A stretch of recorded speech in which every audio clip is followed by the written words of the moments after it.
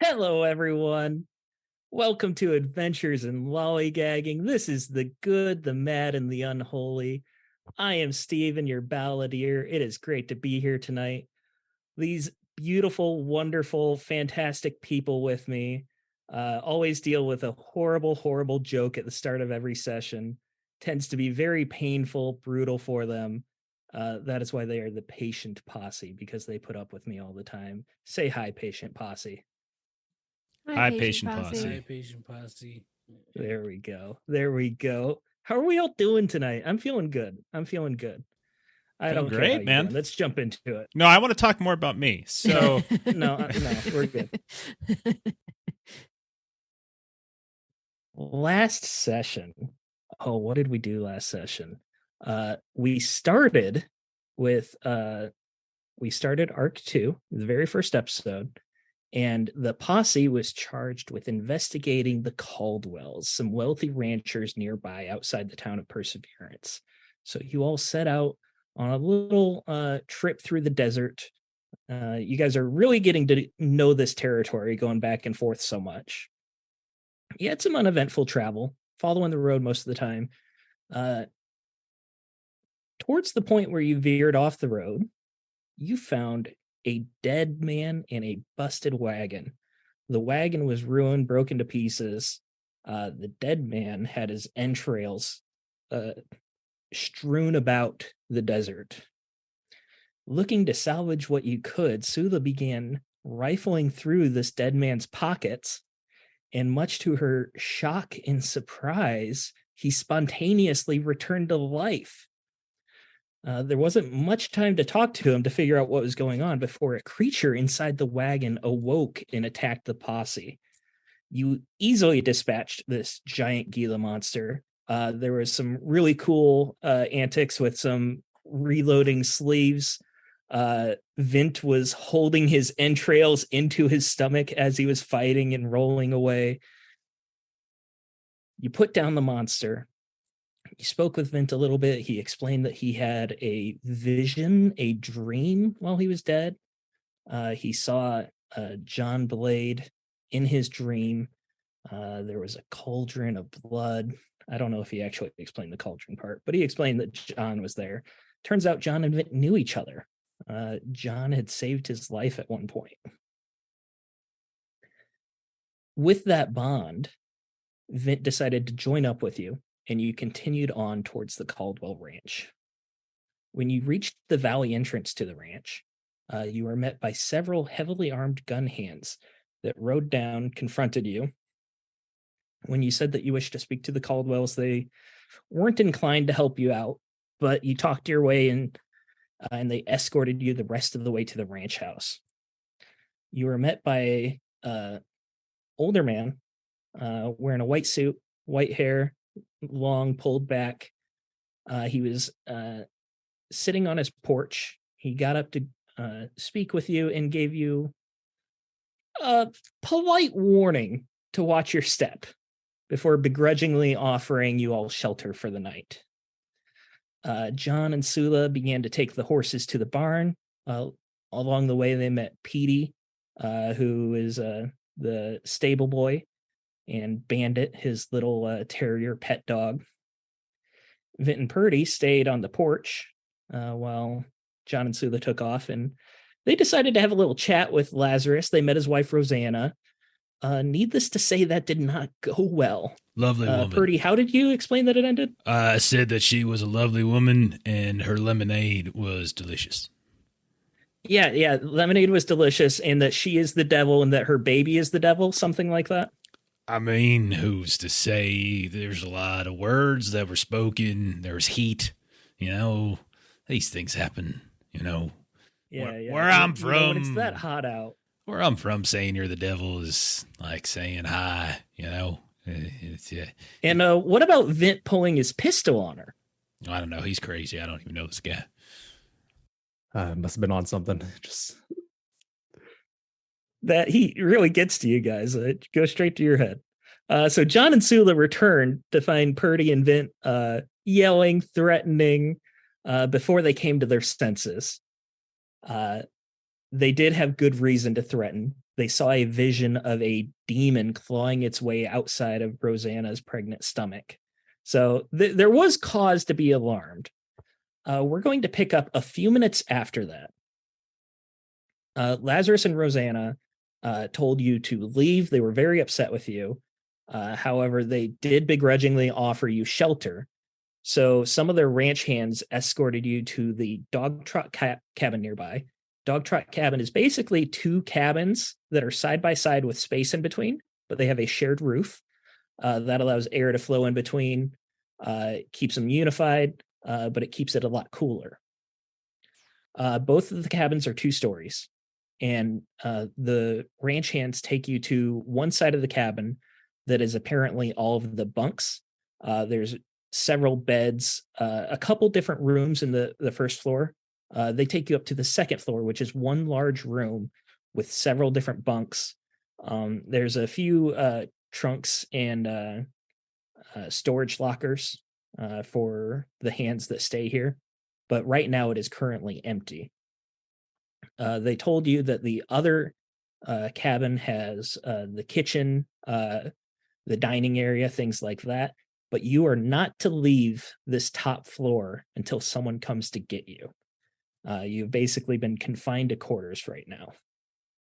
What would you guys like to be doing up here? You have at least a couple hours before dinner. First, I'd like to confirm, Purdy, I wasn't the only person to see that, right? You saw it. It's 2 visions in one day. I mean, it might sound crazy, but yeah, I saw it. There was some sort of demon crawling out of her belly, antlers, just like the fella back in Perseverance. You all heard about that, right? Y'all know about that fella with the blue antlers and the mask, and God dang it, where are the rest of them? None of y'all were there, but I tell you, it was true. It was true. I'm sorry. You saw that in her belly? I Yeah, mean, this place ain't right. it came How out did of I her. It came out of her belly. And you're right. Something wrong about this place. Something wrong. Well, I reckon it ain't the craziest thing we saw in the past few days, so yeah, I believe it. Although she had no devil baby crawling out of her stomach, you understand that, correct? I mean, there could be a devil baby in there, and this was just a warning about what's really in there and what's coming out. It could be just some sort of providence, a prescient vision, telling it, nah, something must be done, I don't know much too about all that, but I suppose. It wouldn't be the first time I've seen something strange.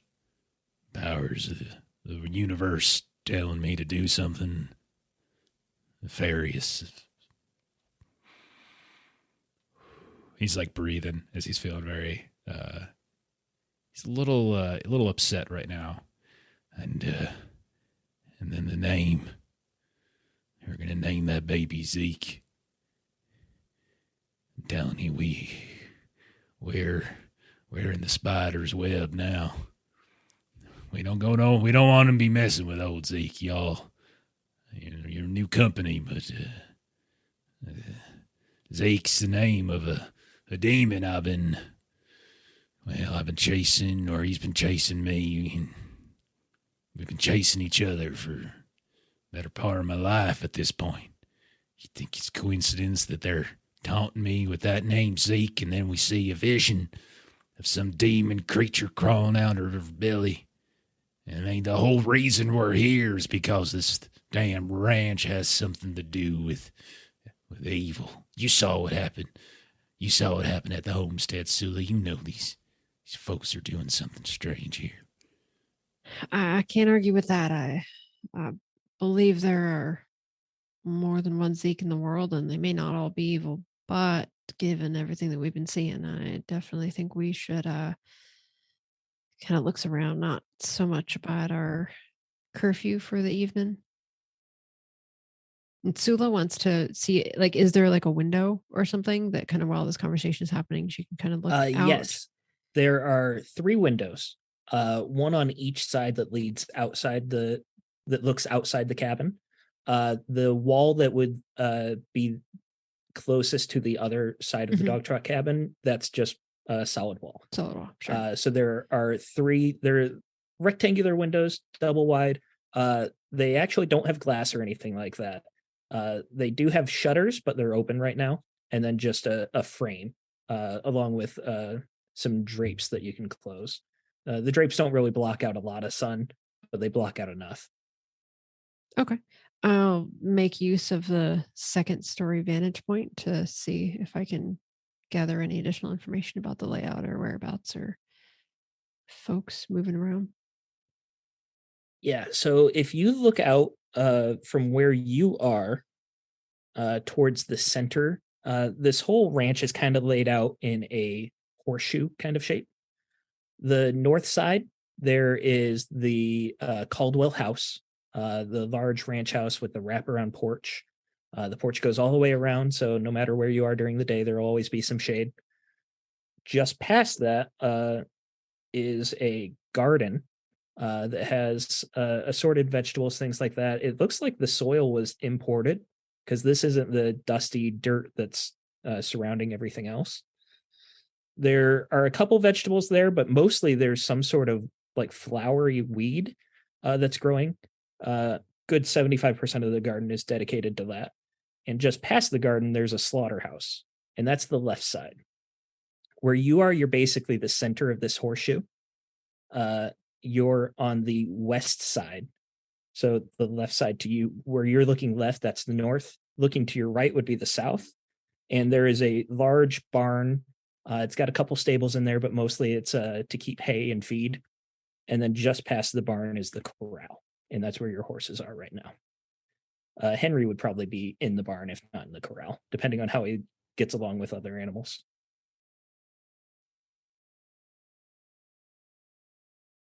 Understood. I doubt they're And inviting like I us for said, you supper. guys, sorry. Just saying. Like I said, this you're in a bit of a valley. So there are like trails and paths that could lead out, but the main way in and out of this valley is the way you came in. What were you saying, Vint? I was saying I don't think they're going to invite us for supper after that show we put on. Probably not. I mean, I also might have soured our host's palate of us myself. Although that Oscar had it coming to him, honestly. So,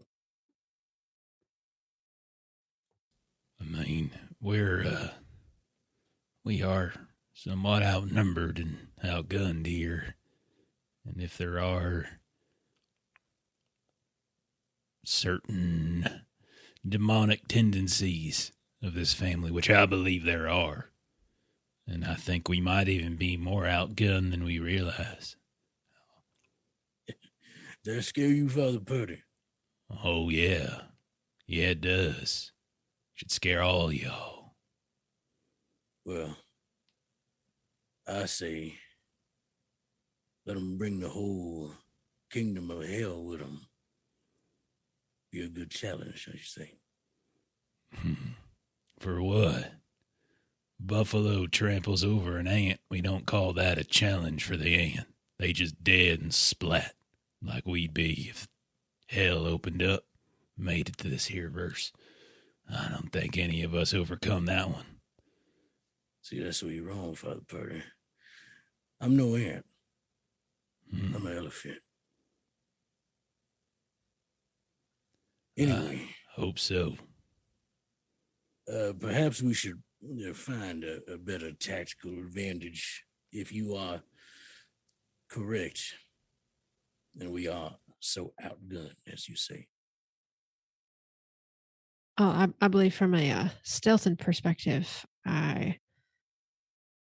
once it gets to be after dark, I can do a bit of moving around that will not be noticed, and Sula will give sort of a little demonstration, kind of not sure if everyone kind of caught on during the fight earlier.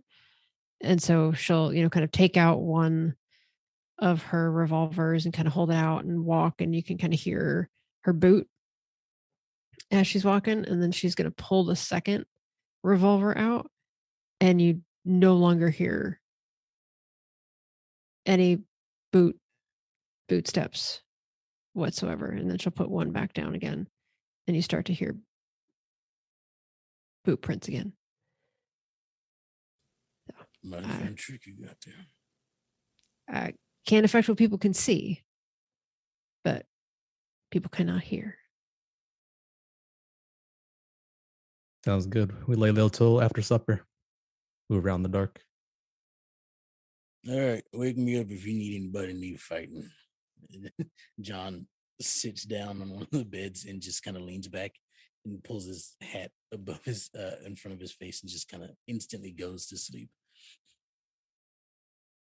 All right, so it is mid to late afternoon right now, and we're in peak summer, so it's going to be a couple hours before it actually gets dark. You're all going to be able to hang out in the cabin. Is there anything specifically you'd like to do for this downtime? Yeah, I'll try going to the exit. See if there's like some sort of a guard keeping watch on us. Yeah, are you gonna literally open the door? There's a doorway that goes down to a stairway to a common area down below. I see. Yeah, I'll open the door to see who's on the other side. You open the door. There's like a 3-foot landing before the stairs. You can see directly down the stairway. There's no one watching this door. However, just waiting a moment, you'll be able to hear that there are sounds of movement, some idle chatter happening in the common area down below, like there is someone down there. Multiple people down there. I'll just try to take like a count of different voices I hear and not show myself. So I'll just head back in. Yeah, give me some sort of awareness skill. Let's say observation. I've got a 24, but I'm going to try to activate a propensity here. Okay. This Read is it out to me. Yeah, this is my predilection. So I can replace a skill check with another skill check. I just have to give a reason for it. Yes. Nice. Yeah, so I'll go with animal handling here. And my reason is I can like distinctly hear the noises of animals in their chatter, or like how many footsteps or something like that. No, keep going. Animals, Keep going. Animals, something animals. Something about horses and their neighs. I can pinpoint which horse is making the noise. So I'm trying to use that. Humans are animals too, so I mean, I think you're clear. You're giving Jeff so many ideas with this propensity. He's looking it up right now. How can I get theology every single time? I will, believe me. We also have some group right, jacks so- thanks to Too Old. So if you wanted any Yes, extra, thank you, 10%. Too Old to Twitch. Yeah, you can use up to 2 audience jacks at a time. So if you'd like to, you can take a couple of those. But yes, Vint with his animal handling, he's such a good equestrian that when he is in the corral with a group of horses, he can hear the hooves, he counts them, the neighs, he knows exactly which one is neighing, and somehow that translates to these hands in the bottom floor chit-chatting. I like it. Let's go with it. Roll your animal handling. I've got a 74. I rolled a 74. Oh, wow. All right, so you just barely got it. Listening closely for a good solid minute just to be able to hear all the different sounds. You hear footsteps walking back and forth. You hear a door open and close. So you think that someone either came in or left. You hear at least 2 people talking together, and they aren't moving. They must be seated or something like that. Like the voices are staying at that same consistent volume. They're talking to each other, just idle chit chat, nothing major, just talking about work, things they were doing earlier that day. And then there's just ever so faintly the sound of snoring coming from down there too. So right now you feel like there's probably about 4 people. How observant they're being, probably not that observant, but you have a good feeling about 4 people down there. Come back and report. Sounds like there's 3, maybe 4. One's asleep, but seems to be sitting around, not doing much. Well, we can hope that the other ones join in slumber if we appear to be foreign folks who are not looking to make any movements. Is the sun still up? The sun is still up, yes. So that's what Vint was doing. Do you guys, do the other 3 of you have anything you'd like to be doing? Or are you good to fast forward? I will say, Sleeping. yeah, I will. I think Purdy would have found a corner of the room nowhere comfortable, and he would have kind of settled down, and he would have pulled his book out, and he would start reading and reading, trying to remember. But at some point, he's an old man, so he fell asleep, and his snores are fierce because he's an old man, and it's very dry here, and I think I should probably, we haven't really talked about this before, but he's got a peculiarity called nightmares, and now seems like a pretty darn good time for it to trigger, I would think. So sometimes I have horrific nightmares about past experiences. So for me, likely it probably has to do with Zeke or my old mentor or something like that. So basically, the fact is once per week, a minimum of once per session, I experience nightmares, and I have to roll a -2 resolve test to shake off the bad dreams. And if not, the nightmares and all actions suffer a complex penalty each day until a full night's rest. I feel like now would probably be a good time for this thing to manifest. I know This would be a good time. I know. No, this would be a good time. Let's do it. So a resolve test is rolling a d20, correct? And comparing it to my resolve skill. Correct. You want to roll under your resolve. Okay. Now the good news is that resolve just so happens to be my skill, as I have a 19 in it.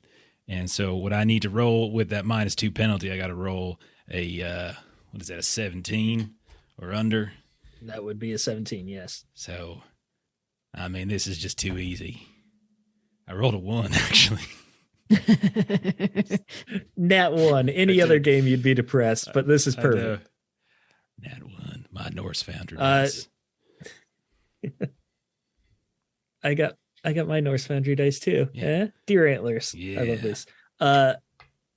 Anyways, you are sleeping, snoring something fierce, having some pleasant dreams. You guys have never seen Purdy sleep so well. You've slept with him on the trail a couple times now, and you see him shake, call out, toss and turn plenty of times. He's sleeping like a baby right now. Extel, you said you were going to nap too? Yes, indeed. John is just sitting. He's sitting up. He's not even laying. He's sitting up with his hat covering his face. He's kind of leaned back against the wall on the bed, but just like he could lay down, but for some reason he's choosing not to. Well, it's still afternoon. You don't want to get too comfortable. You'll end up like Purdy. Sula, what would you like to be doing, if anything? When Vint comes back in, she'll just kind of be like, how's your stitching holding up with that right over here? I'm still walking, ain't I? I certainly hope you remain that way. She'll she's not a particular conversationalist, so you're just gonna kind of see her like cleaning her guns, basically. Perfect. You're going to spend a couple hours here. and then there will be a soft knock on the door. You didn't even hear any steps coming up the stairway. Just a very gentle knock knock.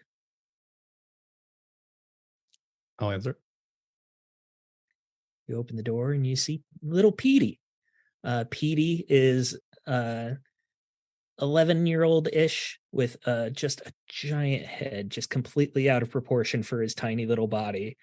Pale blonde hair, goofy looking smile. You guys having fun up here? It's not too warm, is it? Listen, Cowboy Petey, what brings you here? Yeah, Mr. Caldwell and Mrs. Rose, they want to have dinner with you tonight, which is huge because like we all have to eat in the cabin. We never get to eat in the big house. Dinner for all four of us. Yeah. You're all supposed to go. Like right now. Know what's on the menu? No, I've never eaten it. At this point, a bandit comes running up the stairs, runs right past Petey, and just starts wandering through the room, sniffing everything, sniffing Purdy's boots, moving on, checking out Excel. You don't want to go near those, boy. Are you here to take us? Yeah. I was supposed to come get you. Wait for us outside for a moment, yeah. Yeah, okay. Bandit. And Bandit doesn't even come. He's like, all right. And he just runs down the stairs. Bandit's in a corner peeing on something. For anybody who's watching, John, for some reason, you notice as soon as the knock on the door came, his hand went to his gun. He didn't move at all. Other than that, his hand went to his gun. When he heard it was Petey's voice, he just moved it away and just stood up. He's a very light sleeper. He just stands up and he goes, I assume this ain't good tidings, so to speak. You seem rather mad at us before. So what do y'all make of this? I was definitely surprised by the invite. It seemed like we were going to be confined to quarters, but maybe we'll be able to get a bit of a sight on the house there. Y'all ever, when you were youngins, you ever get yelled at for playing with your food? Yeah, my mama always yelled at me for that. Yeah. Well, I kind of think that's what they're doing right now. They're playing with their food, and it might be us that's on the menu. I don't mean to say they're actually going to eat us, not in the physical sense. But they're playing at something here. There's something happening. There's something strange about this place. And they got all the control right now. Be on your guard is what I'm saying. Not just for threats against your person, but threats against your spirit too. Strange things are afoot in this ranch. It's gonna tear at your very soul. This is our chance to get out of the cabin too. It'll be a bit odd if we refuse. Oh, I'm going. But y'all don't have to if you don't want. Y'all can just get in your horses and get the hell out. But I'm not going to pass up a free meal. I'm quite hungry, as it were. All right. I would never pass up the chance to fight a demon. I mean, you saw me the other day. But sure, let's get going, huh? All right. I like this boy's gumption. I really do. All right, so the four of you go down the stairs into this common room. You're remaining armed, as it were, in case it was in question. No one has tried to take any weapons from you or anything like that. So you keep all your gear with you. You go downstairs to the common room. You see Petey hanging out. He's just kind of standing off to a side. There's two guys at a sitting table, not really like a dinner table, but just big enough for like 3 or 4 people to sit around. And then there's one room with the door open. You hear some soft snoring coming out of there.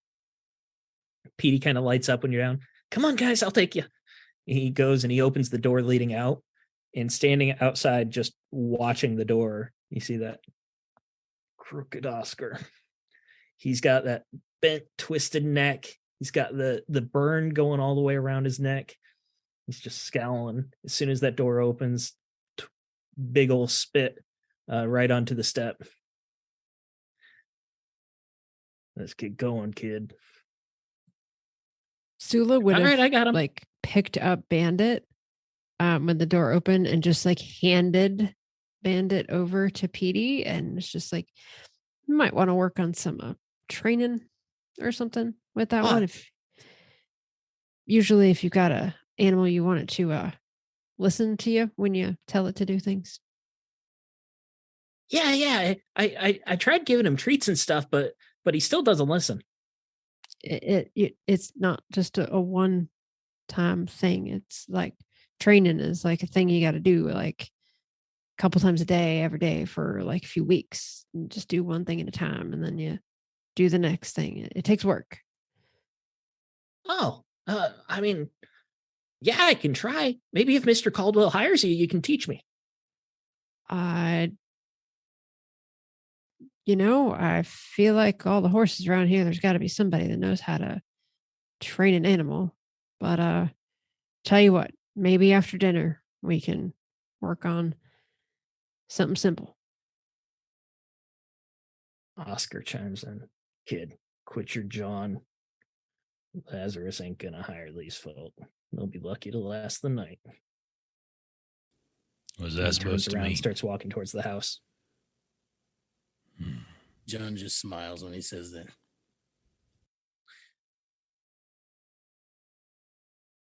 All right, well, come on, let's get going. And Petey, now holding Bandit, just starts running after Oscar. You guys following along? Yeah. All right, you're guided up. It's not a long walk, just 100 yards or so towards the main door. Oscar's the first one there. He doesn't open it. He just stands to the side. Get on in. Petey says, all right, this is it. I'm not allowed in the big house, so tell me what it's like when you get back. And then he sets down Bandit and just runs off chasing him. Opening the door, you go in. There's a maid inside who just does a little curtsy and then beckons you to follow her. She takes you through a long hallway, and then off to the left, there's an opening. It's not like a separate room or anything. There's no door. She just motions for you to go in. You go, you see a very long dining room table. It's set for 6. It's a very nice room. Very lavish for this area. There are shelves with all sorts of silver decorations, like pitchers and bowls and dishes that are just entirely decorative on display. There's a big old painting that covers almost an entire wall. There's 2 windows that allow light to come in, but there's plenty of candelabras and candles set and ready to go. It's not dark yet, so there's not much lit, but there's a few just to make sure that it's not too dim. Sitting at the end of the table, you see your good friend Lazarus Caldwell. He's holding a glass of wine. You can hear a little clink as he's swirling it. Apparently there's some ice in there. He takes a sip. Well, have a seat. As soon as we step into the room, John is listening.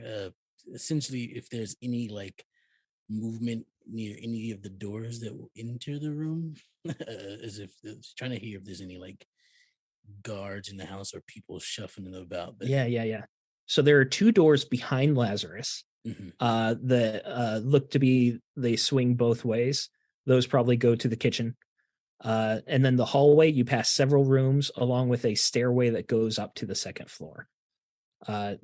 You have heard many sounds. It sounds like there's at least 4 or 5 staff members in this house, along with probably the Caldwells themselves.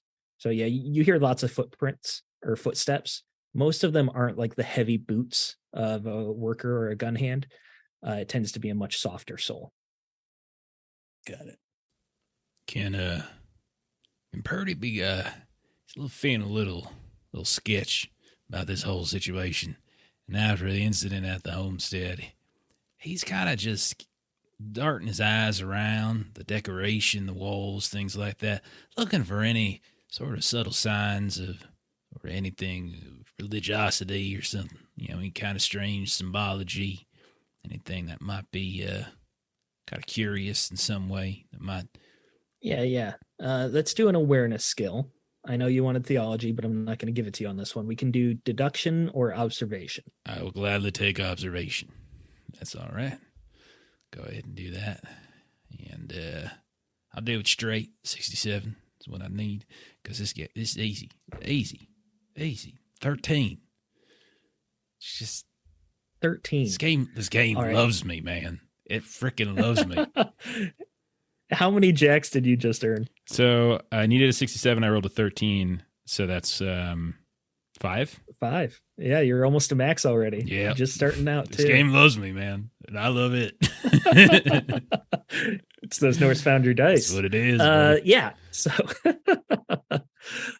you're looking around. There's no overt religious symbols, imagery, anything like that. You don't see the Celtic knot that you've seen several times before. The painting that takes up most of the wall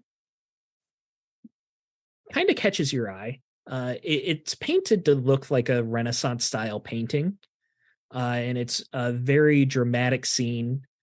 Normally these scenes have like angels or Greek mythology, something along those lines. At first you didn't even think about it, but then you look back and you realize that this is some sort of Celtic mythology. It has some sort of, you can tell that there's kind of an enchantress looking. Like enchantress in Celtic mythology isn't necessarily an evil creature, but it's a very common motif. And there is a cauldron next to her with some sort of Celtic motifs on it. And it's in a nice, peaceful glen with a lot of forest imagery. So I'll walk up to one of these empty plated seats, take a seat, holding at my midsection, acting like keeping my insides from falling out. Lazarus kind of gives you a nod, turns to the rest of them. Well, you going to keep me waiting? Sula's feeling a little bit ornery, so she's actually gonna like just keep looking at because you said there were like decorative plates and things on the walls. Yeah. So she's just gonna kind of pretend like she didn't even hear him and just kind of look at those. All right. Are you specifically trying to unsettle him, or do you just not want to sit down yet? If you want to unsettle him, we can do a check. Not looking to otherwise, unsettle. If you're just Yeah. Okay. being nosy. Okay. Fair enough. Extel Purdy, what are you two doing? Yeah, I'll sit down. I just take the nearest empty seat to me. Okay. The majority of the seats are in the middle of the table here.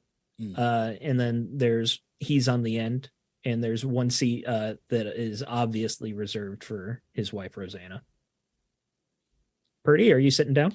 Yeah, he'll start to sit down, and he'll say, what a very lovely painting you have up there. You have a wonderful taste. Is Caldwell a Celtic name? It's quite beautiful. Now, you see, I'm a gentleman, and you all have lots to learn about etiquette. Miss Escher, are you going to sit down?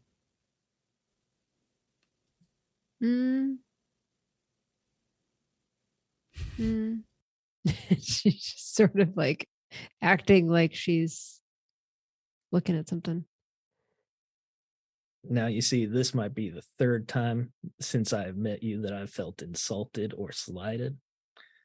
The worst of which is when you pointed a firearm at my wife, which I do not have to tell you I do not appreciate. I do apologize for my actions earlier.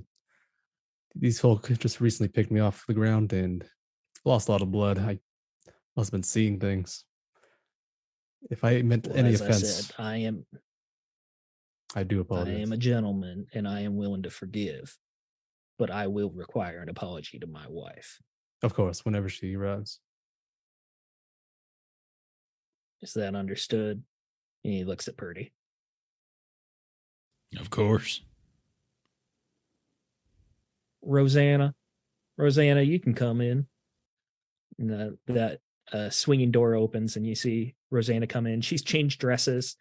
It's a like sky blue floral pattern this time.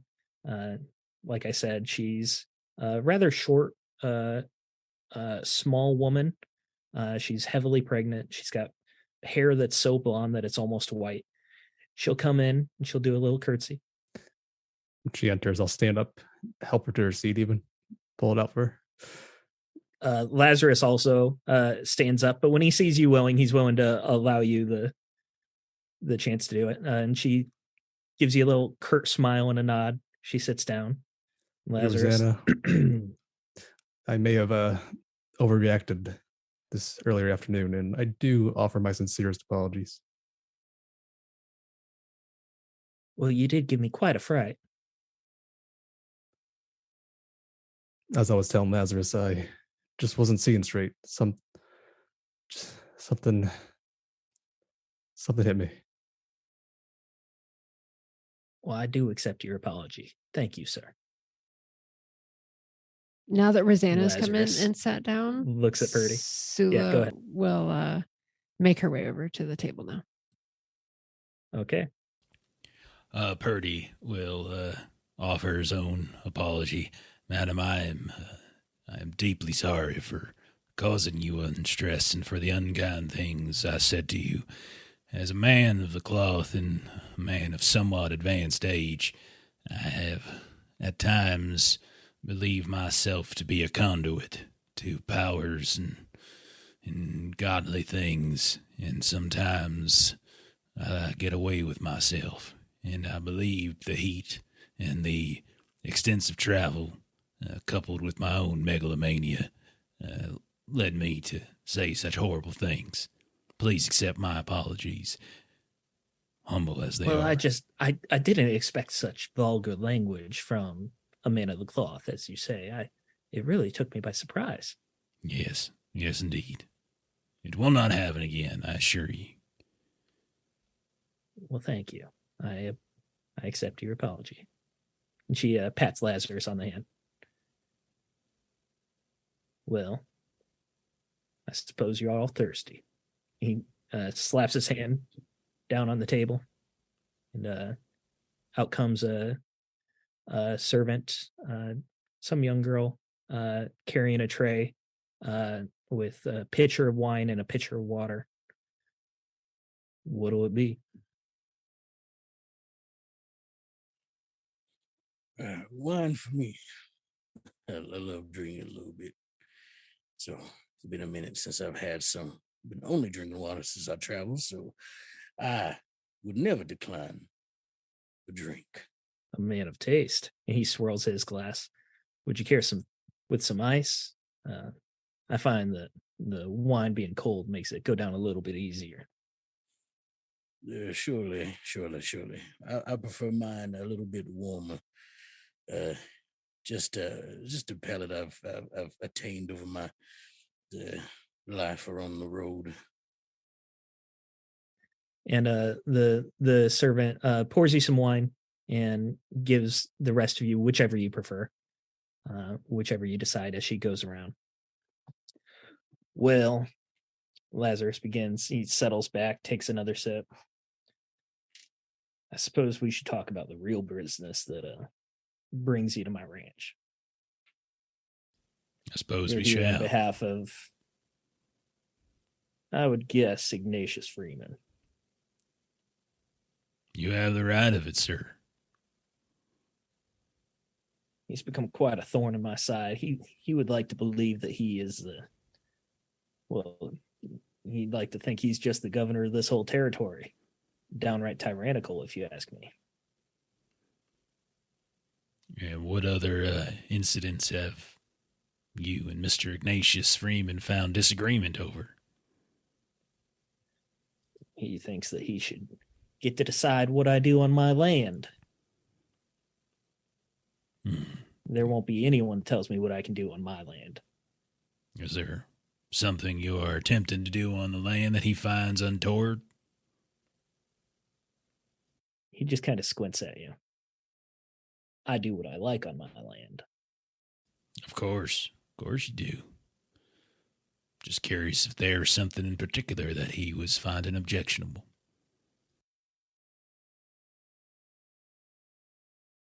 So how long do you plan on gracing us with your presence? Well, I believe a night will do, maybe a second. We'll just play it by ear. I believe Miss Smiles and Mr. Vent here have grown quite fond of your little boy Petey there. Promise to teach him a thing or two. If you would be so kind as to allow such tutelage. Petey? Yes, the little one with the dog. Oh, the orphan. Yes, Petey. He's quite impressionable. Seems like it might get time Lazarus just to teach. kind of that, grimaces and grabs his temples real quick. Rosanna reaches out. Lazarus, are you okay? Perhaps you've had a bit too much wine? I'm fine, Rosanna. I'm fine. Now, where were we? We were just talking about little Petey and Bandit. Are you under the weather a bit? Ah, yes, Petey. He's a good child. I'm rather fond of it myself.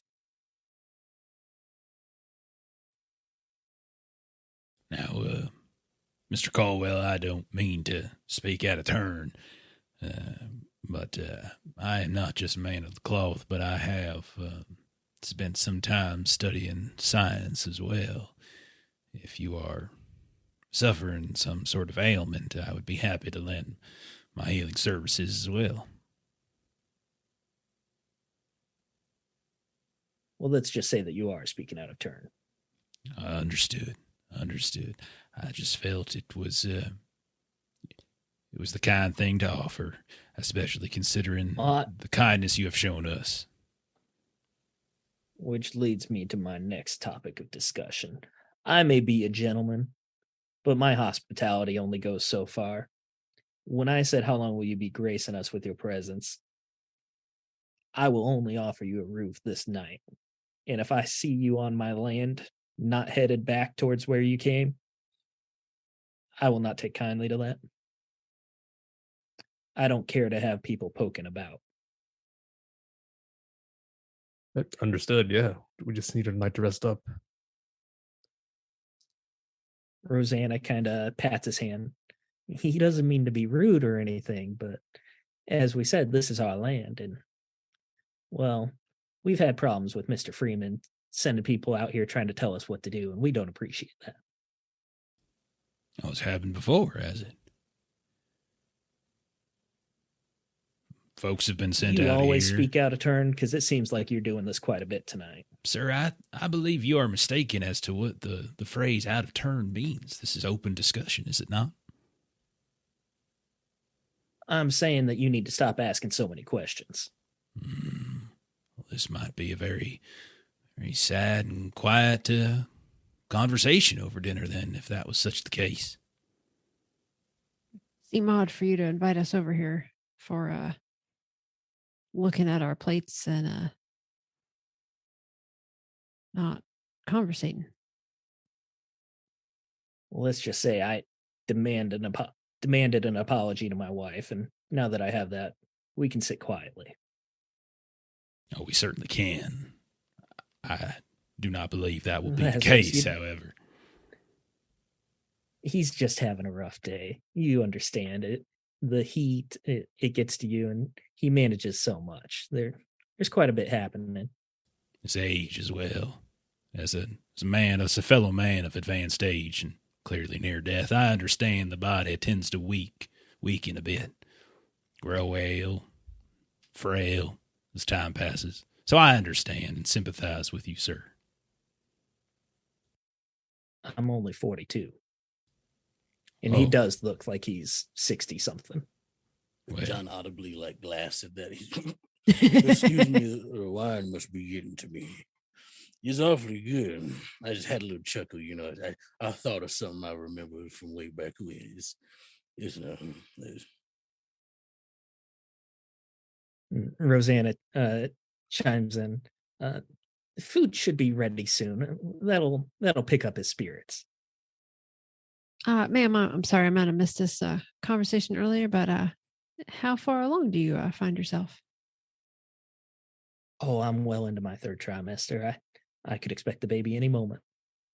Wow, that is very, very exciting. You have proper medical care in the vicinity. You have someone on staff who's going to help you with that? Yes, I'm well taken care of. Lazarus here, he would never let any harm come to me. He just gives a little nod. Excellent to hear. Out here, miles and miles between your next neighbor. Things can be a bit go unexpectedly at times. Oh, well, there's always plenty of people out here, so we never feel like we're lonely. You seem to have quite the amount of folks in your employ here. Oh, yes. The business requires lots of hands. And at this point, servants start coming in. There's the woman who brought drinks and a man following, and they bring out just a whole assortment of food. There's ham roast. There's all sorts of different steaks. They killed the chicken, had that roasted, and they just bring out tray after tray after tray. There's sides, there's potatoes, carrots, all sorts of vegetables, and anything you could want. And they start putting spoons and serving utensils out. I hope you don't mind, but we're a serve yourself kind of table. Wait, John, this is certainly a feast. My, I've never seen so much food in one place. And you can tell he's getting a little tipsy, and he starts speaking in perfect French as he's just rambling on. And he's very fluent for some reason. You don't know why. And he goes back, oh, excuse me. Sometimes when I get a little riled up, I start speaking other languages. This is fantastic. You must have an excellent chef. Extel. John's digging in. He's getting a little tipsy. He looks over and sees Lazarus as he's serving stuff onto his plate. I imagine you've already taken a couple bites as you're still serving. Just out of the corner of your eye, you see Lazarus and you don't even think about it. And then you look back and you realize that he has no eyes. You can see directly into the fleshy parts of his skull right now. There's just an empty socket. And he's got that same sort of forced smile as he's looking at you, looking with no eyes. Before you react to that, Sula, you see Extel, you see John as he's serving. He's reaching out, taking a big chunk out of this ham roast. It was a ham roast. You're looking at it and this is a wasp hive. He just ripped off a giant chunk of it. And there are wasps that are just crawling out, and the buzzing, the vibrating is happening. And he just put it right down on his plate. There's wasps that are crawling up onto his hand. None of them are really flying about. There's a couple weaving here and there. And then you see him just cut into it and take just a bite out of the hive. You hear the crunch of the wasps. One of them stings him on his mouth. Purdy, who are you looking at? So I think Purdy would have tried, as the food was coming in, to say grace. He would have kind of cleared his throat a bit and kind of said, now, if y'all would take a moment to bow your heads, say a few words of thanks for our new friends. As you say, take a moment to bow your heads. You look up at the servant girl, who seemed like a nice, friendly enough girl. She kind of politely smiles at you. She shows her teeth, and her teeth begin to fall out. And you see that they are not teeth, they're maggots that are just crawling down her face. They go onto her dress, they fall onto the table. You see more of them crawling out of the back as she's just smiling at you. Vint, what were you doing or looking at as the food was being served? Yeah, as I'm trying to piece a couple of pieces onto my plate, I'm staring at Rosanna and just thinking about how earlier that baby was crawling out of her. You're staring at Rosanna, thinking about the baby. She opens her mouth to speak, and you see her tongue begins to pull out, and it gets longer and longer, and you realize that this isn't a tongue. This is some sort of snake. It has the head of like a rattlesnake, and it begins to curl its way around her neck, and you see it just bite into her neck, and you can already see the venom coursing through her skin. What are you guys doing to react? I don't mean to alarm you, but you've got a snake coming out of your mouth. Oh, I love you, Long. Well played. Johns looks at Lazarus and goes,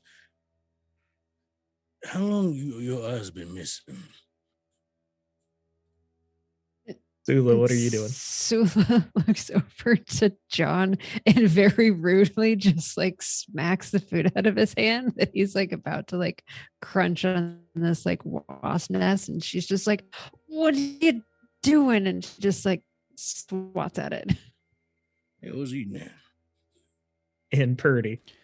Purdy, having already experienced a strange event, he is disgusted, but he this time keeps his temper somewhat, and he just mutters to himself, the Lord's curse is on the house of the wicked, but he blesses the home of the righteous. Which kind of home is this, Mr. Caldwell? I want all of you to give me a resolve test. Oh, This is your resolve skill. You roll a d20. You want to get under whatever is there on the top box for your resolve.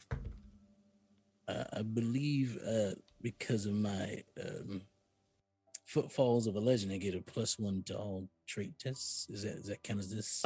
Yes, that would count as this. All right. So, and what am I looking for again? I want to roll lower than it. You want to go under your resolve. Yes. Okay. So That's a success for Sula. is the +1 added to the roll? The or +1 is added to the resolve. So if you had Okay. like a 13, it would become a 14. You need to roll Okay. under a 14. Add a 12 in resolve, +1 is 13, and I rolled a 13. Perfect. I rolled an 18, which is not under 12. 18. So Vint failed, and Jeff, I know you passed. 13. What'd you get? 13 under 19. 13, yeah. Sorry, I can't take your thunder like that. You're so proud of your resolve. I am. It's all I got. All right. So the three of you that pass, you snap out of this right away. Sula, you were reaching out, you were smacking the food out of his mouth. Purdy, you were Hand, saying not mouth. Not that. I'm rude. sorry, hand. Purdy, you were saying your prayer. John, you were starting to put something up to your mouth and looking at him. And then all of you snap out. You're right back where you were just a couple seconds before. So that reaction didn't actually happen to you. Sula, you're still on the other side of the table looking at John. He's just got a helping of ham on his plate. There's no wasp there. John, you're looking at Lazarus. He's got both his eyes. Purdy, this nice maid, just gave you a nod and then continued bringing out different sides and stuff like that. Vint, you're still seeing the snake. And the rest of you hear Vint say, you have a snake coming out of your mouth.'Excuse me, Rosanna says. the snake on you? Vent, I believe, Sula, I have given him too much laudanum again. How terrible of me. It would appear, Vent, there's no snake. I don't know what you're, there's no. What do you mean there's no snake? Look at her. Oh, very sorry. I am looking ma'am. at her. Very sorry. There's no.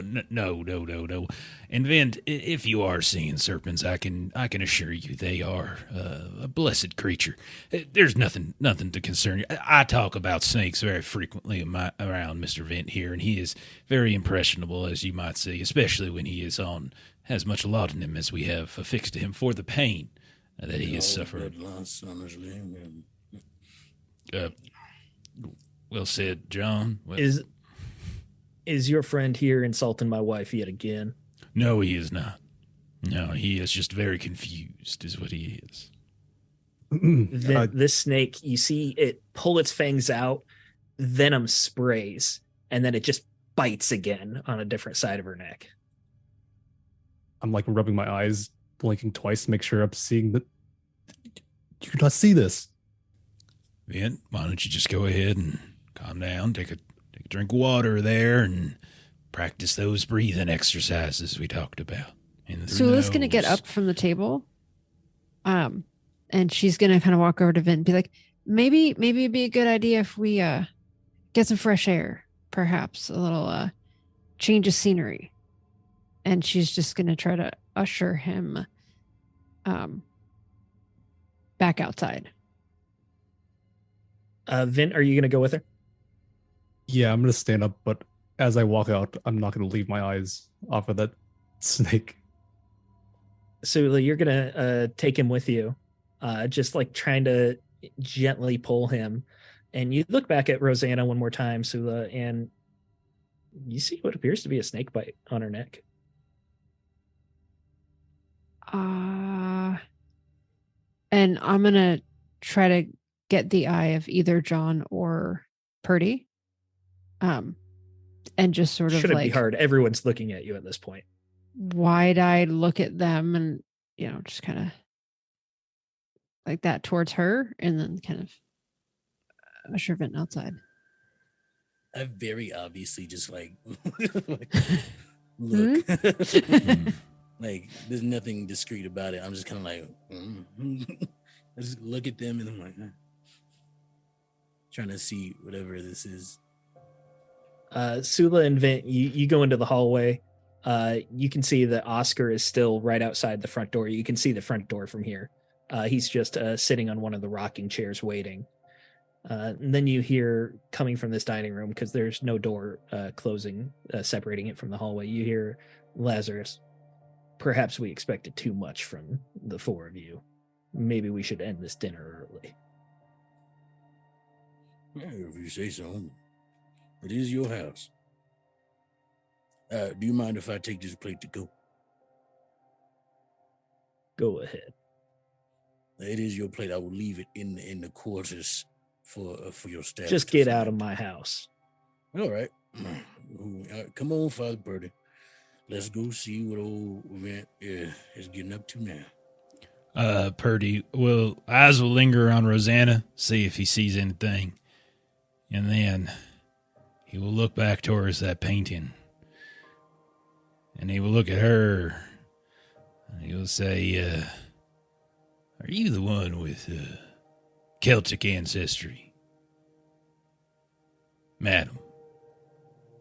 You look back at her neck, you don't see any sort of markings on there, like Sula or Vent did. You look at that painting, looking at it again, you see a remarkable resemblance with the Enchantress and Rosanna. And looking closer at that painting, you see on the neck, there's 2 dots with a little bit of blood trickling down. Why, yes, my family comes from Ireland. Oh, beautiful country. And you have wonderful taste in art, madam. I believe our time for pleasant discussion is over. Oh, I heard you. We have suffered your attitude enough for one night, I think. Good day to you. Good night, madam. You can just see he clenches his teeth, but Rosanna goes over and she firmly grasps his hand, and he doesn't say anything. The four of you leave the house. Oscar spits on the porch.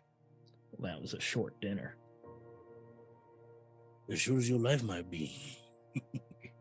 Did I say something? I'm a little drunk, forgive me. I'll be seeing you in the morning. That's the second time I've taken lit from you. Yeah, it's gonna be the Third time, there will be bolts. Oh. Well, I'll be definitely seeing you in the morning. Jana. He is actually following you guys to make sure you actually go to the cabin. Once you guys get to the cabin, on this walk, you're going to see that there's a lot more hands out than there were before. They don't seem to be working.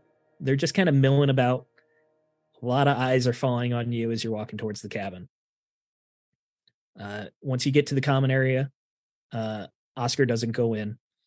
There's still the two guys sitting at the table because it's only been like 20 minutes. And they just kind of watch you until you go to that stairway and go up back to the bunks. Oscar, Yeah. I did make a promise to young Petey that I would try to help him do some training with that little bandit. I don't give a shit what you promised him. Get in the cabin. I'm just saying I am a woman of my word, so if you could at least pass along that need to be postponed until the morning, I would. He spits. Doesn't respond. You should get that checked out. That's like a sign of something. Extel, I love that you can't help yourself. That's me as a player every time. All right. So you guys are happy to go into this cabin and go up to the second floor? You have very much made an enemy out of Oscar, and Lazarus doesn't seem to like you guys either. I very much am still holding a plate. I'm eating on the way. Yeah. And it's just cool. packed. Yeah. It's stacked high. I grabbed as much food as I can before we left. Like, y'all want some of this? No? Maybe? I don't even think I got much to eat. I could have sworn there for a second you were actually eating a wasp nest or something, and then it cleared, and then I was fine. I don't know if anybody else. I know, Vent, you insisted on the snakes that were not present, but I do have to say, I did not see a snake, but on the way out the door, I did see something that looked like bite marks on her neck, actually, that I had not seen before. I don't like this place one bit. It's making me crazy. Yeah, I will admit that for me, I saw a gracious host, infuriating as he may be. His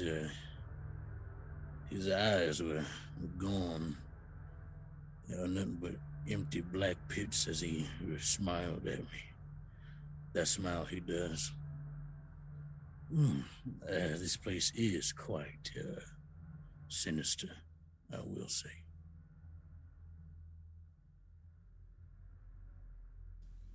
Did you all see the painting in the dining room? Knew it was something there, but didn't really take a good look. There was a woman. Unassuming about it myself. I understand. It is not necessarily my forte either, but I did, however, take a long, interesting look. For one, there was a woman who looked very much like our host tonight. And Sula, she had in her neck a pair of fang marks, as if bitten by something. Oh, you don't say. Yes, an enchantress, Celtic. Much like the symbols we have found throughout the territory surrounding Perseverance, those at the homestead where you and I met, and on the stakes of those we found on our route back to town. And more than that, Vint, did you tell us about the cauldron? Yeah, I want to update you a little bit about that. and more than that, that is the second cauldron I have heard now. One, a tale from you, and the second, well, in that there painting. I am not one who believes in coincidence. I believe in signs and symbols and portents. And I believe we are seeing some of those now. I saw one of the serving women. Her teeth turned to maggots and fell right there onto the table. There's devilry here, and it has a power over all of us, I fear. Did I hear you correctly in your conversation with the missus on our way out that she is the one with the ancestry that matches the symbology that we've been seeing? Indeed. My suspicion is not Lazarus, who is the one being inhabited by a demonic creature, but that he is being drained by another. I wish Shauna was here to aid, but she is not. It does appear that he is being drained. If he is, he does not look his age. Yes. And not in the complimentary direction. The headaches he's suffering. He said he is merely 42. But I am not complimenting myself when I say I look younger than him. And I'm quite old. 20 plus years his senior. 42, he said. Yes. I'm sorry, it's still funny. Honestly, I just believe we should just burn down this whole place, save Petey, and just head for the hills. But I mean, it's whatever y'all want to do. If you want to save some people, I'm perfectly fine with that, as long as I get to take Oscar out. I hate that guy.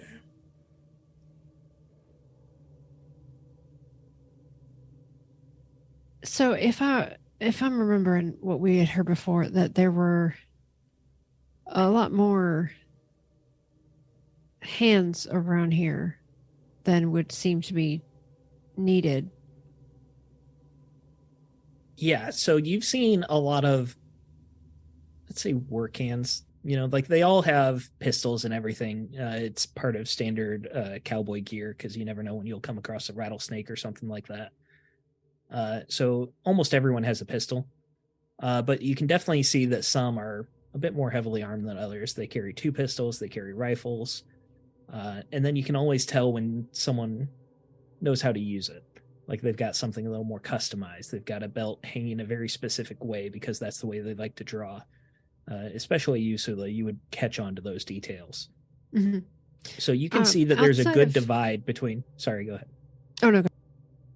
You can see there's a good divide between those work hands and those gun hands. Overall, with the way that this place is set up, there's probably 30, 40 people, and at least 10 to 15, maybe even 20 of those are expert gunmen. Okay. And if I was understanding the description of Oscar, is that he appears to have a burn around his neck A rope and a burn. neck Yes. injury. His neck looks like it was broken very badly at some point.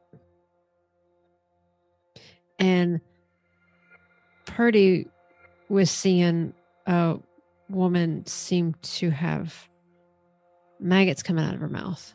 Yes.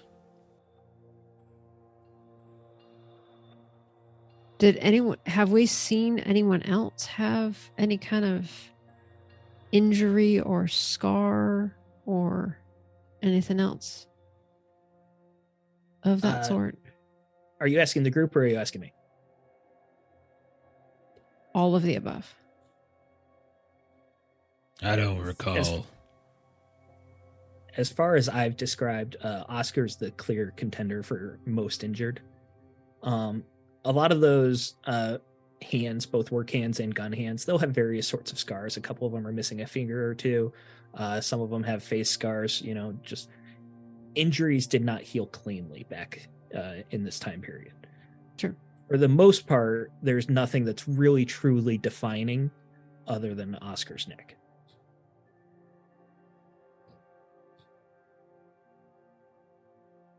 I'm curious as to the histories of some of the folks here. If we continue having visions that are death related, makes me a little bit suspicious. You think they're like Vent here and they've been raised back from beyond? Perhaps.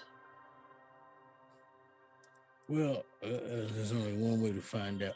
Honestly, I just had the greatest idea that I've ever had that I think works out well for all of us.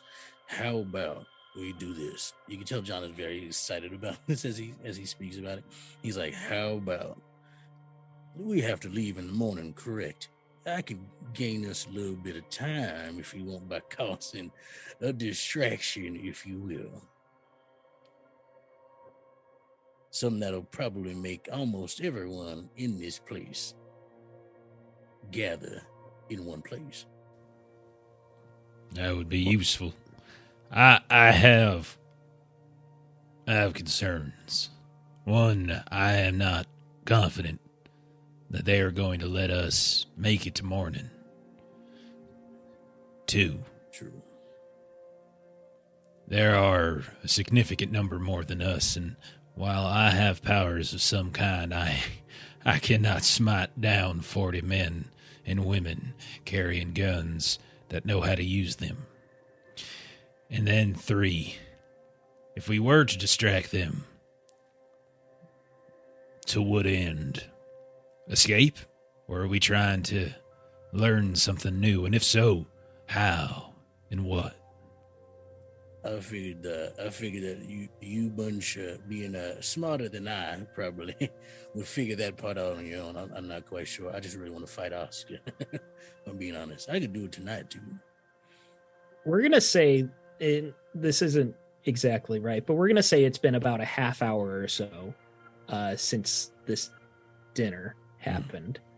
I'm going to assume that most of you had a couple bites. Is that fair to say?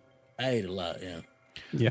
I don't know think John Purdy had a lot. would. I actually don't think Purdy would because he Purdy? was trying Okay. to trying to say grace and it got interrupted, and I don't think he would have eaten if he didn't. That's fair. finish That's it. fair. Sula, you said you were going to have a couple bites of the food John brought back, right? Those words did come out of my mouth. Can't take it back now. Yes, it did. Vint, would you have eaten a few bites here and there? Yeah, I would have been able to do that. All right.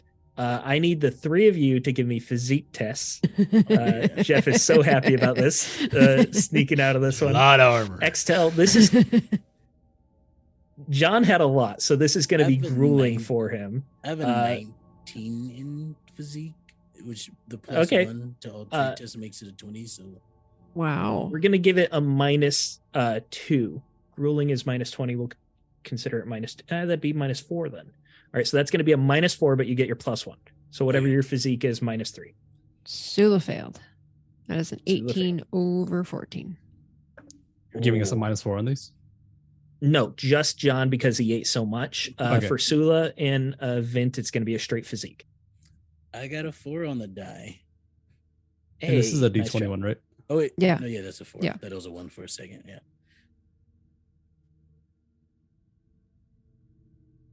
I rolled 16. I failed. All right.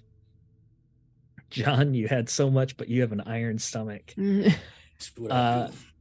John, you're still not feeling well. There was something off. Sula and Vint, in our status conditions here, you have 6s and 7s.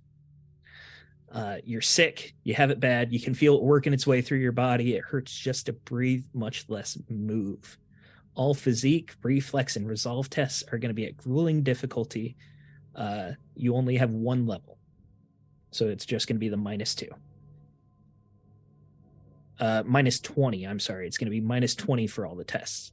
-2 for the actual trait. Yeah, I'll run to a corner of the barn and just start hurling in there. Oh, something ain't right. Oh God, it's like Yeah, the just elevator all over again. There's just some horrible cramps happening. What's an John elevator? feels it too, but it just hasn't hit him as hard. Yeah, I mean, it feels a little. I will admit it ain't sitting quite right, but I mean, I've had worse. Sula is, gentlemen, I will see you shortly. And she is running for an outhouse. Ooh. Yeah, so you're gonna run down the stairs, and at the sound of you like pounding down the stairs, those two guys at the table like stand up abruptly. They each grab a gun. They don't draw. What are you doing? You got to stay up there. That food did not sit well with me. You can come along if you want. I do not think this is something that you want to witness. Give me a personality skill here. Convince, expression, bluff, whichever you like. It's not going to be too difficult. It's not bluff. We're going to it's do all truth. narrative success. So I don't You're have going to anything succeed no in matter it. what. I have zero anything in anything personality that's not gambling. Okay, I'm not going to allow gambling, but let's just go with straight expression then, with your body telling you. And it's narrative success, so you're going to pass no matter what, but it's going to decide a little bit how. All right, I roll a 30. What did you need? My personality is a 9. 9, yeah. Well, 30 is still decent, but you're still very gruff. Well, And they just yeah, kind of as look she at is. each other, and you can see that they like look very uncomfortable. And one of them says, "You go with her." No, you go with her. Fine. And then you're already like headed to the door, and then he's she kind of like, is just in the chasing process after you. of like taking her gun belt and throwing it over her shoulder and like Yep. You're gonna make it to the outhouse. It's just a dozen or so yards back behind this cabin. You'll get in there, and you'll hear the guy walking around, just like, all right, what do I do now? You hear some sort of clinking as he's fidgeting with something. and she's just gonna keep talking, and she's gonna be like, I can hear you, and I know you can hear me. I'm clearly ain't going anywhere, but my bit of privacy might be appreciated. You see where I am. I ain't digging through this shit, so just a little distance might not be. I'll keep talking if you want. If that makes you feel any better. Sorry, ma'am. I didn't mean to intrude. It's just that you're not supposed to be out here without. No, you're right. You're right. I'll be over there. And you can hear him, the spurs clinking as he goes off. I feel like this is one of those situations where he knows there's no bluffing happening here. Yes, he very much realizes that, but he just didn't know how he was supposed to respond to the situation. Totally understand. What are the three of you doing now as you're alone upstairs? Vint is in a corner. Father Purdy, it sounds like there might be less attention downstairs. I mean, if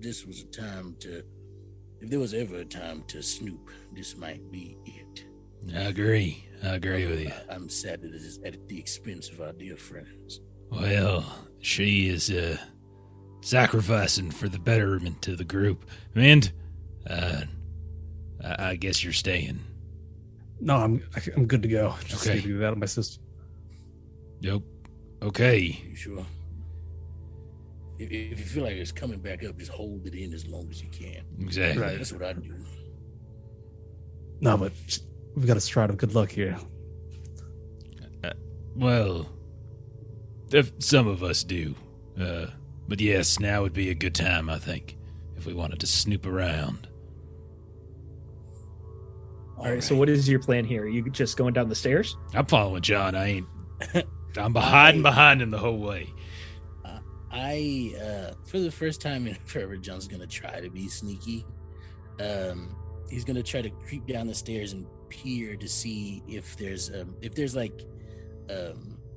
a way for him to look down the stairs without being seen, or at least trying not to be seen. He's gonna try to see if there's still the two guards that were there. Yeah, give me a stealth check. Alrighty. Let's see how well this goes. Oh, that's the fail. That's the 92. So the stairway, there's no wall that actually covers the stairway. So as soon as you get below the floor, you have 1 foot that goes down, and you're kind of crouching, and you're looking, just trying to like crouch and peer under the floor to see over, and you're just eye to eye with the other guy that was at the table. He's still standing there. He's got a hand on his gun resting, and you're just straight eye contact with him. Oh, didn't expect you to be right there. My friend came running down here. I was trying to check on her. She ran off quite a hurry. I couldn't figure out what was wrong. Only one at a time for the outhouse.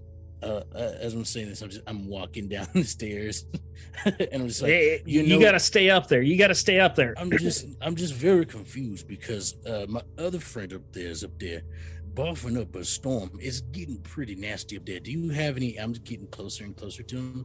Do you have any towels? Marvin. Oh my gosh! Out. I think there's blood coming out now, John. I think there's blood. We got to do something. We just really need some towels, and I try to knock him out as soon as I get close enough. Give me a bluff to try and get there, because you're going to have a few steps before you actually get that close to him. Yeah. I'll take deception, actually, if you would rather do that. Bluff or deception? They're the same. So it doesn't matter. That is a fail. It's a big fail. Yeah.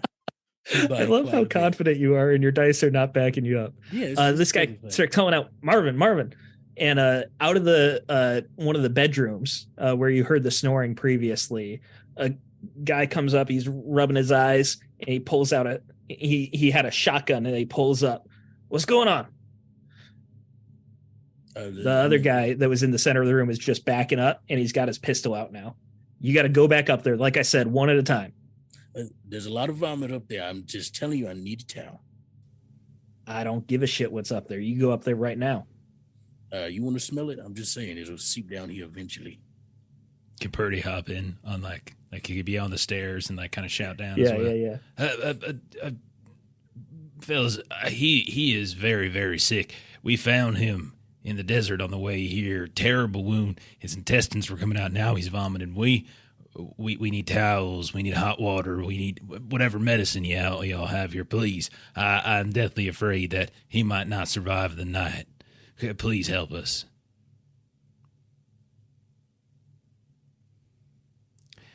Give me your bluff or deception. Okay.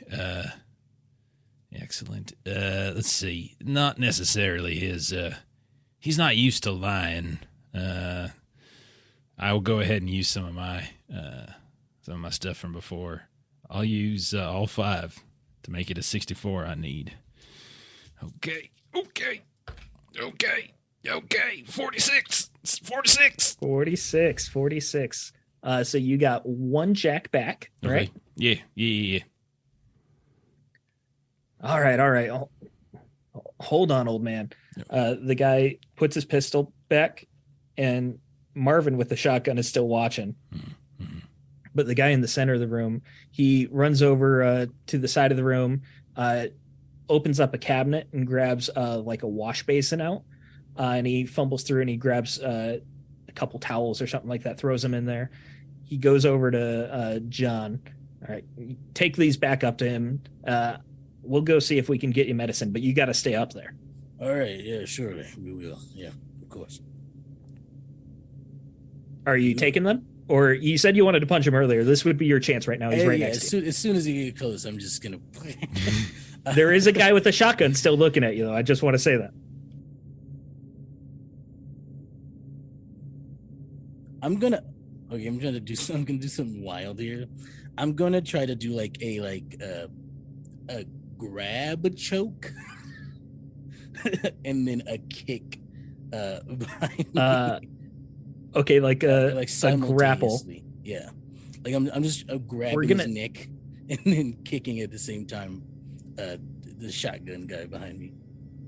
Okay, so it's fisticuffs, and when it's like a trick attack or like a targeted area, then it's at grueling, which is -20. -20. Got it. So that'd be. Let me make sure I got the. Okay. Cool beans there. That's a pass. That's a 30. Dirty 30. And I needed a All right. 59. We're not going to go into initiative yet because you grab him by his neck, you kick out a leg so he just drops the basin, just clanks to the ground, and you're just like holding him up by his weight right now. And Marvin in the back, hey, you put him down, put him down.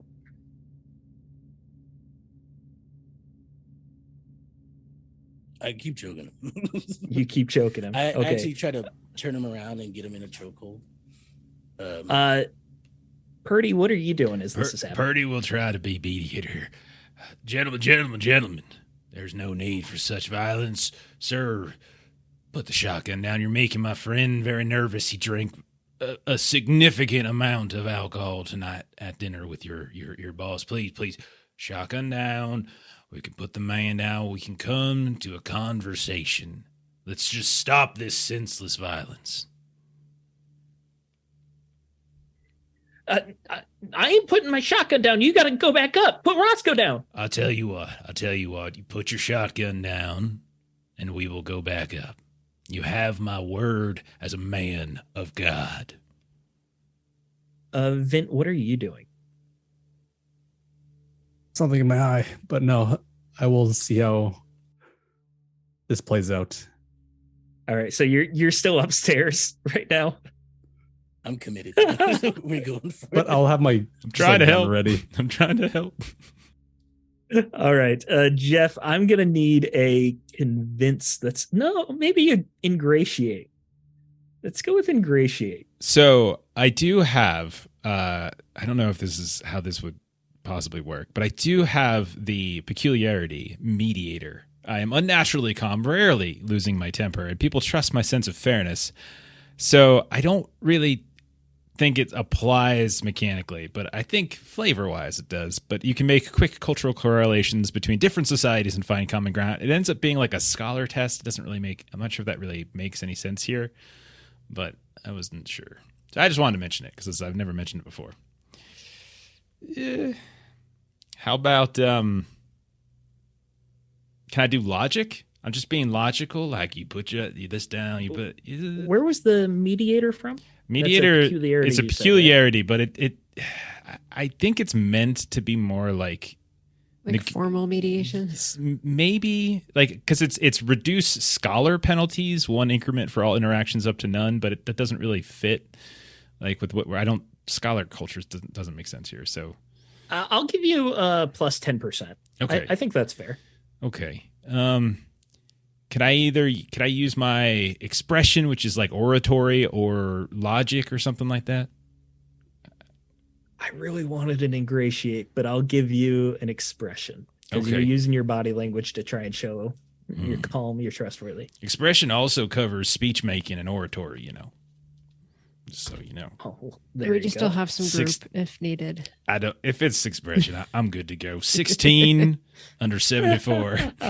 Jeez. Under 74. Jesus. There's a reason why I try to talk. Praise Reason why I the don't. Lord. I just only roll stuff I'm good at. That's all I ever try to do. So, All right. Stop Marvin, this senseless violence. he lowers the gun. He doesn't set it down, but he does lower it. You put Roscoe down right now. Or I'm gonna be bringing the guards out. I pick him up and throw him.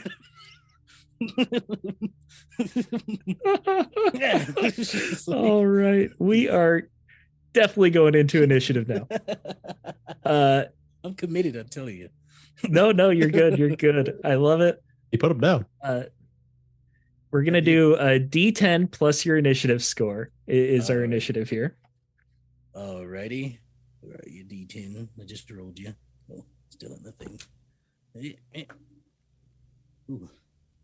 That's a 5. Of an 8. 9 total.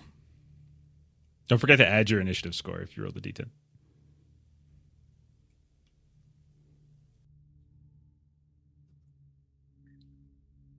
All right, that was Purdy with 9, Vint with 8.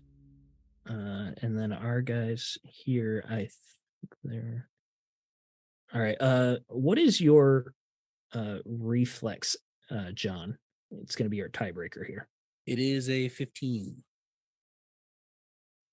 All right, so John will be going ahead of them.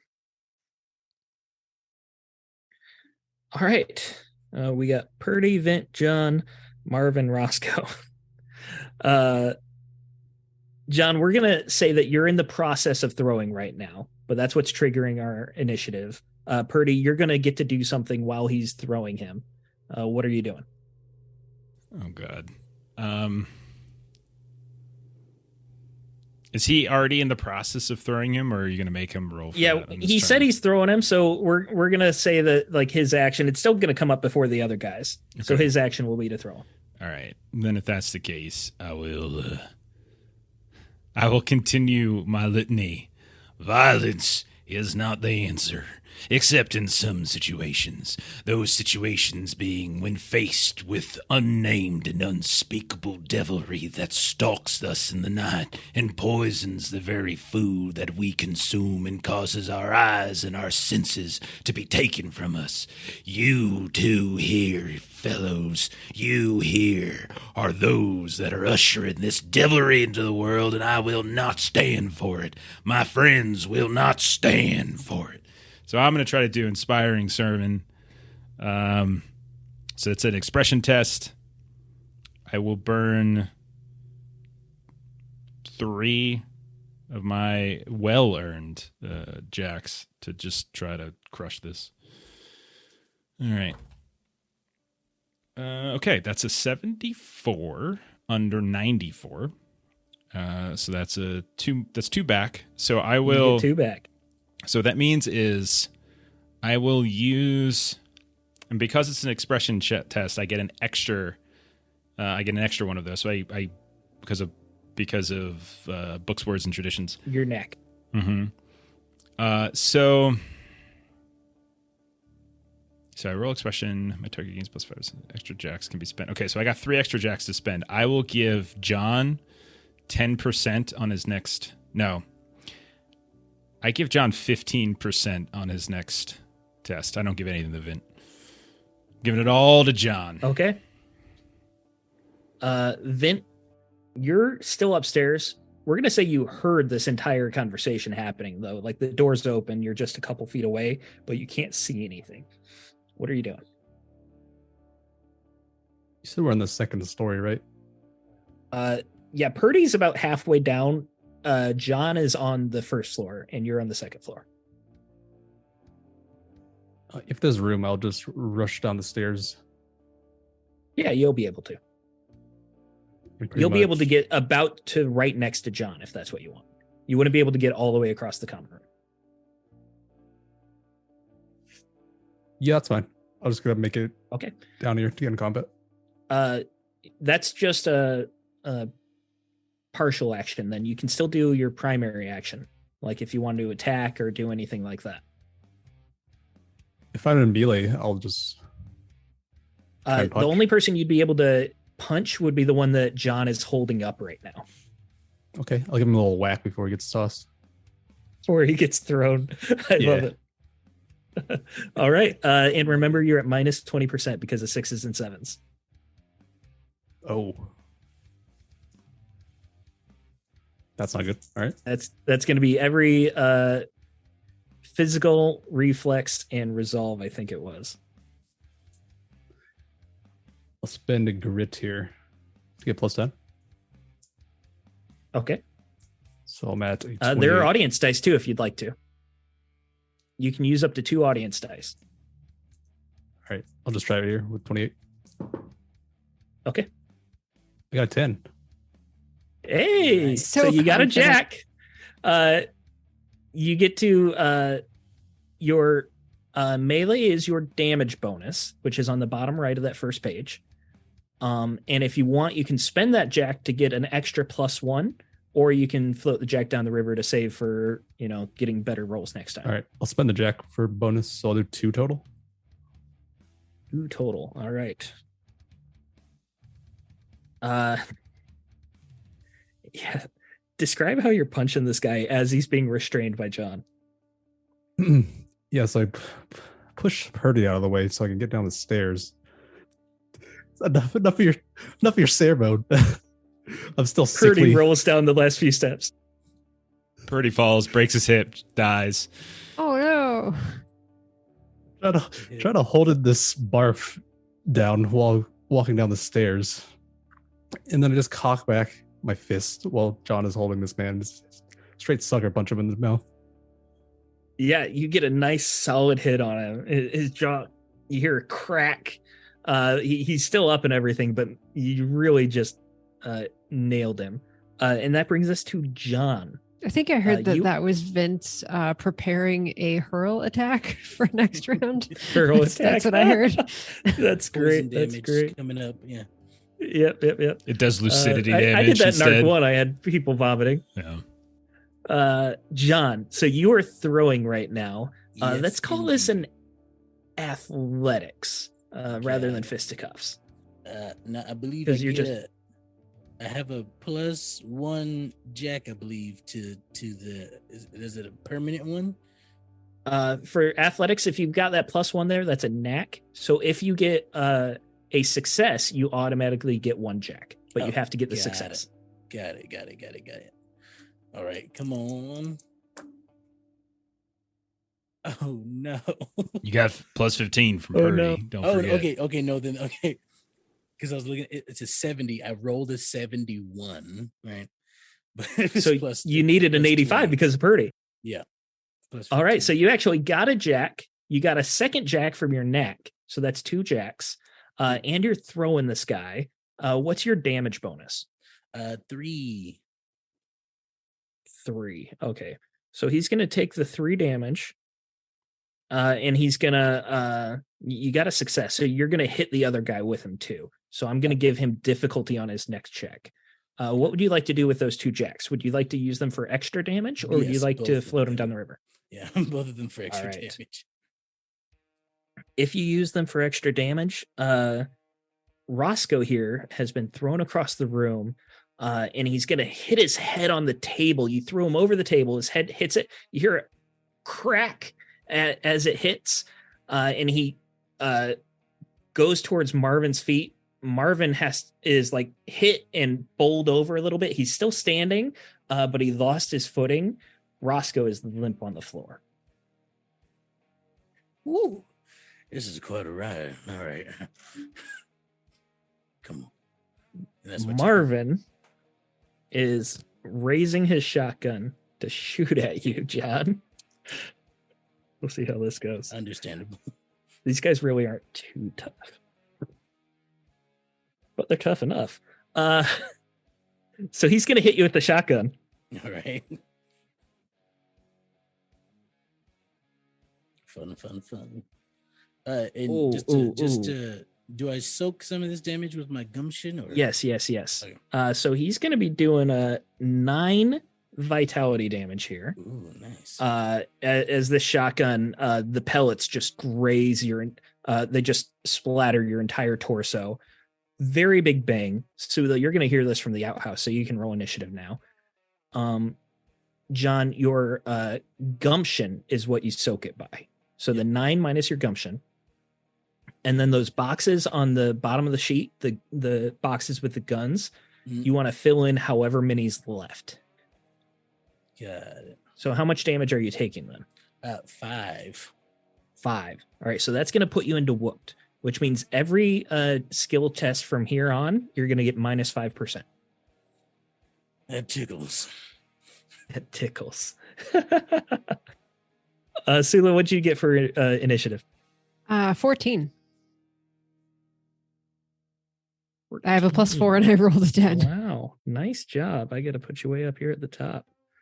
Sula 14. And that brings us to you, Sula. You hear a massive shotgun blast. You're probably not the only one who heard this, but you are in the outhouse right now. What are you going to do? I feel like it would be appropriate for Sula to take a round to get herself ready for movement. And she's going to keep talking just to be able to hear the voice back of the guy that's walking around. Okay. And so by the end of this round, I imagine she is like put back together and has one revolver up and another at the ready. Not quite up, but at the ready. We can say that it was your movement action to get yourself put back together. And if you wanted to open the door and come out blasting, you could. Or if you want to wait, that's fine too. I do want to wait because I want to try to time and see what he's going to do. If he's going to go running or if he's going to stay where I am. So I want him to call his action first.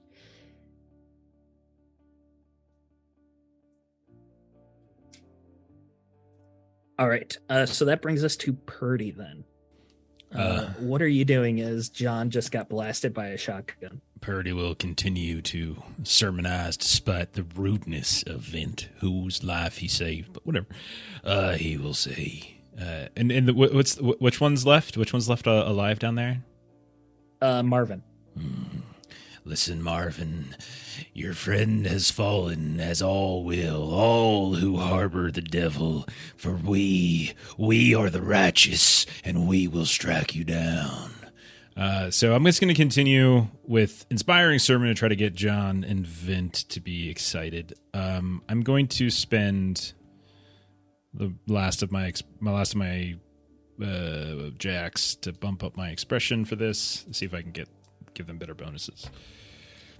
Oh my goodness. That is an 87 under 94. I am glad I spent. I didn't get any jacks, but I do get one bonus jack because of my books traditions and words. Those a pass, but I only can give a plus 5% out. I will give it to John because Vint tried to push me down the stairs. Are you going to move anywhere or are you fine being on the stairs? It's a full round action, so I'm staying on the stairs. Oh, yeah. My bad. You tell me that every time. Vint, you are up. You are right next to John, very close to where that shotgun went off. You see across the room is Marvin. It's a double barrel, so he's got another shot ready to go. Yeah, since guns are in the equation now, might as well pull out mine.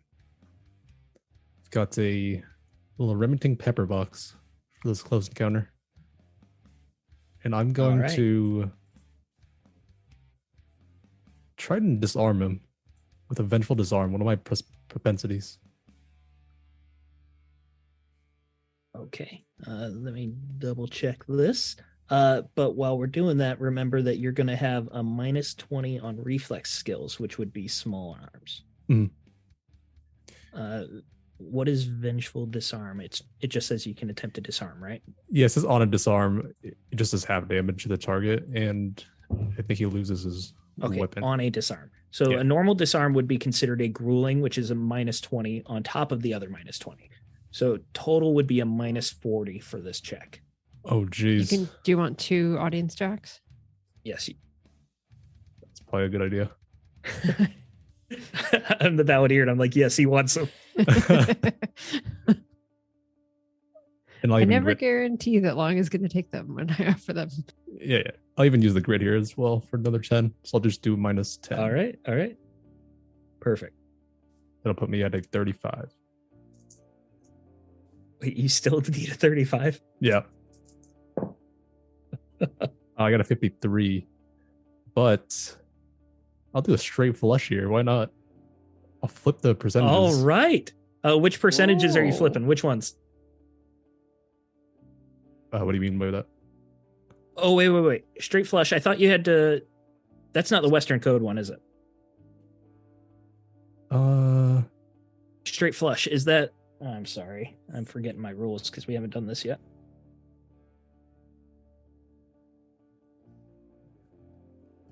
It's when whatever the rule is for turning the 53 into 35. Right. I'm getting there. Spending a grit is to activate a straight flush, so it's one more grit. Yeah, that's fine. All right. How many grit do you have left? I have 0 now. Okay. So that is a success. Exactly what you needed, wasn't it? You needed a 35. Exactly. So you said you're doing half damage, so go ahead and roll your damage. All right, it's 1d4 plus 1. 5, so 2 is be half. We'll have up. We'll go ahead and go 3. Okay. And his shotgun goes flying across the room. Anything else? You haven't moved yet. If you'd like to move closer to him, you can, or you can stay put. I'll stay put. Okay. Sula, you can hear the guy outside your outhouse. He was a further distance away, but as soon as that shotgun blast went off, you hear his spurs clinking. He's definitely running towards the cabin. And I have heard gunshots at this point. So I will. Yes, you've heard multiple gunshots. Okay.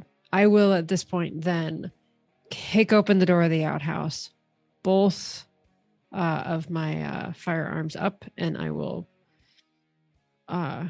without honor, I suppose, shoot him in the back as he runs away.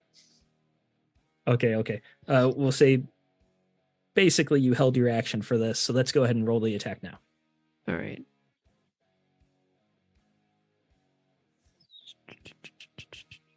All right, so I have a minus 20 because of these 6s and 7s. All right, so that's going to be, instead of a 64, it's going to be a 44. I always get Melissa with the worst conditions. Somehow it's always her. That's fine. That's a 5 under 44. Oh, look at you. That's 3 jacks. Are you using those on damage? Or are you floating them down the river? I'll use them on damage.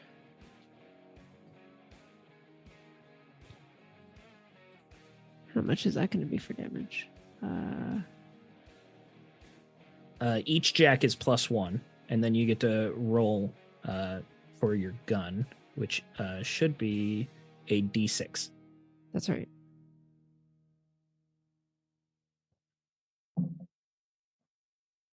So I rolled a 3 on the D6. All right, 3 plus all the jacks. It was 3 jacks, right? Yes, 3 jacks. All right, describe how this guy is going down as you're shooting him in the back. So she... Yeah, I mean, he thinks he's, kind of moving. So I'm imagining was kind of looking down and, kind of grabbing his gun. And, kind of while he's looking down, you just kind of see his, kind of just back arch as the shot is kind of right between the shoulder blades. And there's no sound from the gunshot. There's no sound from you kicking the outhouse open. There's not even a sound of the bullets piercing his flesh or him tumbling to the ground. John, Marvin is across the room. He is disarmed. What are you doing? How far is he? Can I get to him? You can absolutely get to him this round, yeah. Cool beans. That I very much will run up to him, and I'm actually gonna pull up my tomahawk for this one and hit him with it. All right. So tomahawk is melee then. Yep. Which I have a -5, but then a +5, so it's just normal.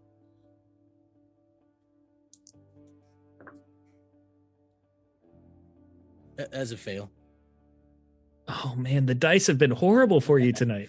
It's okay because it's fitting because I'm drunk a little bit.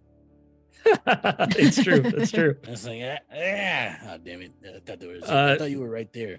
Hold on. Thanks stay to there. Long reminding us, though, you could spend a grit to flip the numbers if that would help you pass. Someone should have a temporary grit from me too, by the way. I don't remember who I gave it to.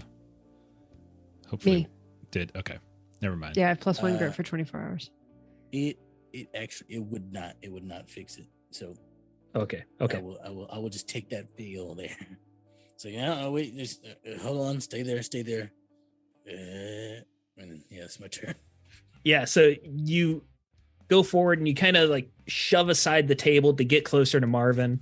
And you step over Roscoe's body to get at Marvin with the tomahawk.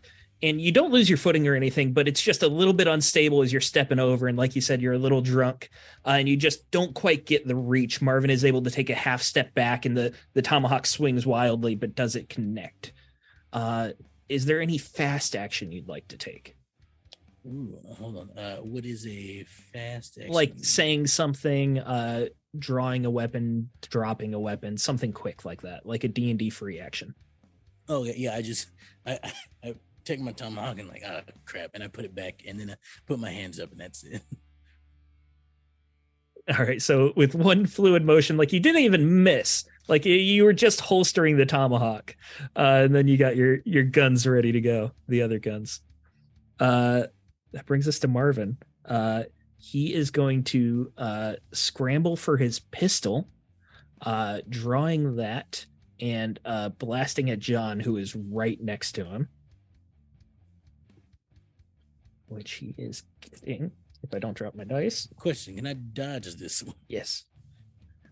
You can. Yes, it'll take a I know reaction. it takes away my action on the next turn, correct? Mm-hmm.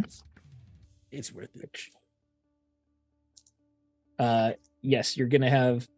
it's going to put a -20 on him to dodge, and it'll take your action next turn, your primary action next turn. Mm-hmm.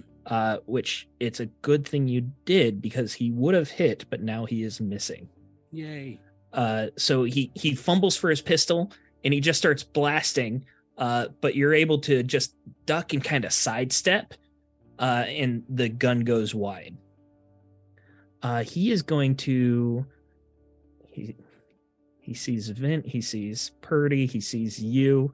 You're very intimidating right there. He just threw his friend across the room. He's going to start running for the door. He's going to make it to the door and open it, but he's not going to be able to get out. That brings us to the top. Sula, you are still in the outhouse, but you're back behind the cabin. What would you like to be doing?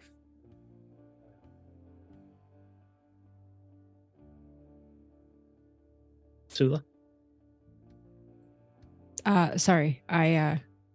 All I caught from you was that I was in the outhouse. I'm sorry. You're still in the outhouse. You're back behind the cabin.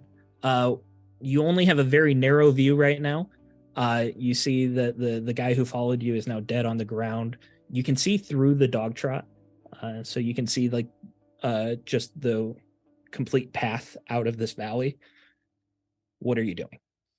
I am going to both guns up in the air. I am going to get up to a corner that I can look around. Okay. Yeah, I said it was about 12 yards, so you'll be able to take your movement action and you'll get pretty much to the corner. You're not quite there, but you're very close. And you're going to have a much wider view. You're going to start hearing some yells, some calls of alarm. You're going to see people that are starting to run, some of them with guns out, some of them without. There's definitely a lot of commotion happening in the center of like this horseshoe ranch. Is there... Yeah, I think I will kind of take aim at someone that seems to be making the most movement toward the house. Okay. We're going to say that there are probably 3 or 4 people that would be running in the center there. You're going to be looking for someone going to the house, probably someone a bit more heavily armed. There's definitely going to be a gun hand visible here. So let's go ahead and make the attack. Alrighty. You know, I did expect a fight tonight. I did not expect it to happen while the sun was still up. Granted, it's close to sundown, but... What can I say? I can't help myself. I love it. I love it. I'm going to spend one of these jacks because I got the -20, so just make it -10. That is a 36 under 54. Are you counting your minus 20 in that 54? Yes, because I took an audience Yeah, jack and I okay. started at 64. So All right, so you got another jack and a hit. Go ahead and roll the damage for me there. where'd my D6 go? All right. And I'm going to take the extra for damage. And I rolled a 6 on my D6. Again, you start blasting with these guns. One of your shots just hits the guy right in the back of the head, and he crumples to the ground. Not a single noise coming from him or from you.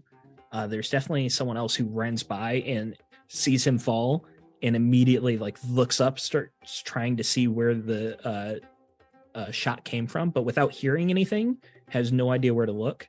Give me a stealth check. We're going to say plus 20 because you're so quiet right here that there's no reason for them to find you specifically. All right. And stealth is under reflexes. So it's going to be a wash then because it would have been a minus 20. Okay, yeah. Because of the 6s and 7s. So I'm aiming for a 66 and I'm getting a 50. 50. So you got a jack. Don't you have a knack in stealth too? Yes, I do. All right, so you got 2 jacks there that you can float down the river. Which we're running out of time, so you're going to want to use those soon. But that was your turn. Is there anything else fast you'd like to be doing? Can I get behind a corner a little bit? Yeah, you're basically at the corner of one of the dog trots. So you can see behind the cabin, you can see through the cabin. There's 30 feet between these 2 cabins. So there's still a wide field of view for you to see everything here. And you're mostly hidden behind this corner, yes. Okay. All right. That brings us to Purdy. Purdy will see the man trying to leave, and he will say, "How dare you fire upon the righteous? How dare you run from the word of God? No amount of fleeing shall save you. Your time for payment is now." So I'm going to use the word on him, trying to Yep. lucidity him a bit here, so he's bad at stuff. All right. Expression, I don't got any special jacks or nothing like that.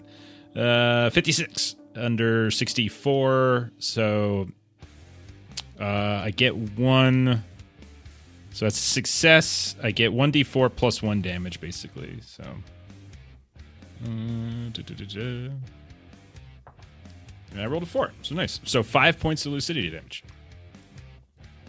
Oh, actually, Describe wait. how he goes unconscious from this. It's actually even better because that was theology, not expression. So I like to think. So you would have gotten. Yeah, I would have actually gotten jacks. I'll figure it out in a second. So as I scream out, I like to think maybe he's turning around to look at, he's trying to get out the door, and he turns around to look at me, and just the way I'm standing, elevated above everybody else on the stairs, there's probably a lantern casting strange shadows or something on the wall behind me. I myself just look kind of like a frightening old man figure on the stairs, and maybe he just as he's trying to run, he just smashes himself in the with the door as he's trying to get out. Yeah. He knocks himself out. Yeah. The door still opens, but it's just looking across the other cabin. It doesn't give you a clear field of view, but with that door open, you can hear everyone yelling outside, the commotion happening out there. He is now unconscious. You guys are alone in this room. Is that a full round action, Jeff? That is also a full round action, yes. Okay. So that brings us to Vint then. There is no more threat in this room, but you can hear a lot of commotion outside. What are you doing? And bear in mind, there are a couple windows on this floor too, so you'll be able to get a vantage point out if you want, or you can look out the front door to see what's happening. Seem to stir up the wasp nest bit. Then I'll go for the door and see what's out front.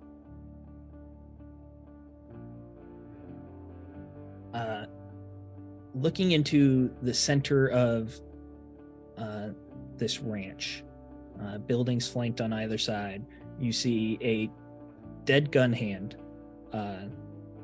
directly in the middle. You see other people running around, and you just barely from this view, you can see the front door of the ranch house, and you see a gigantic man coming out of there. Not man, it's definitely dressed like the cultist that was described to you.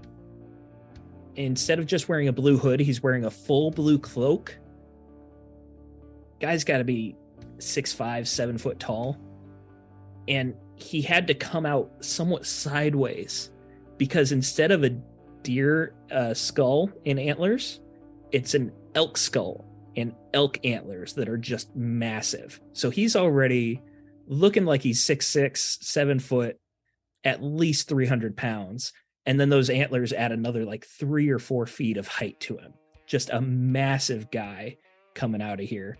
And you see him start lumbering towards the center of this walkway, not specifically in a direction, but coming out of the house. Upon seeing this guy, Sula, you're going to start seeing this too. I'll pull out my Spencer carbine, my long rifle, and just unload on this guy. All right, let's Not do like it. what I see. Do you have any audience die Long left? arms is 1. Okay. That's fine. My long arms is 74. The Let me check penalty. the 6s and 7s. Yeah, I here. still have the minus 20. It is not on awareness though, and long arms is awareness, so you will not take the penalty on this. Nice. It's only on physique, reflex, and resolve. You could still have an audience one if you wanted, just to make sure. No, it's You good. could still take an audience. You know I how got long this, is. right? You know how long is. The dude don't care. No. Yeah, I got a 14. It's just an extraordinary success. I could do better. It's like 6 jacks. Is that possible? That's the max. 6 is maximum. That is maximum. Holy Are you moly. putting them towards damage? You probably should, because we're towards the end of the night. It's your call though. I can do all of them to damage. Yeah, I don't see why not. All right. I mean, you don't have to. You can bank them and they can go. Nah, I'm gonna use them all. I'll do 3d8 for the weapon damage. 14, and then plus the 6 bonus, there's 20. 20 damage. You're going to hit right in the shoulder, like the fleshy part of their shoulder. 20 damage. Nice. That's really good. When you hit, you hear an inhuman yell coming from this creature. You see it shrug off this cloak and throw its head back. This is not a man, as I'm sure you've gathered. This is an animal-like creature in the shape of a man. It's bipedal. It's got 2 arms. This skull is not a mask. This is its head. And as it throws off this cloak and rises up, it comes up to its full height. It's at least 9 feet tall before those 3-foot antlers. This thing is just covered in muscle and fur. Throws off the cloak. It's completely naked in front of you. It has long claws, and you see that its feet end in hooves. I know, this is exactly what Purdy wants. Anything else on your turn, Vin? We got a demon on our hands. I told you Yeah, this. I told you this since we've been here. John, it is your turn. I believe I don't have any action to do on this turn, correct? Because I dodged last time. Correct. You could still move around. You just can't take an attack or primary action. As peering out the door, Vin just shot at. You all just see John have this, like, he kind of winced from the shotgun, and he was kind of like grimacing a little bit. But seeing this thing, you see he gets this wide smile, and he just says, "Oh, I'll be right back," and then he starts walking out.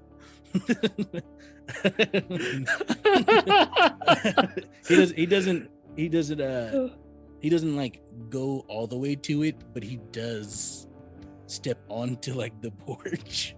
Very much so. We are going to end on that note. I'll be right back.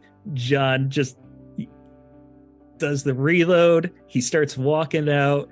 The camera pans to see John's silhouette overlapping this massive demon 50 yards away. That is where we will pick up next week. Thank you guys for playing. A ton of fun. It ended up being a little different than I expected, but it's always a fun time no matter what. Yeah, that comment came a little bit sooner than expected. I thought we were going to war with words over dinner, but then Vint and Sula Yeah, go. the guy got grumpy. He got grumpy. I was about ready to fisticuffs with words.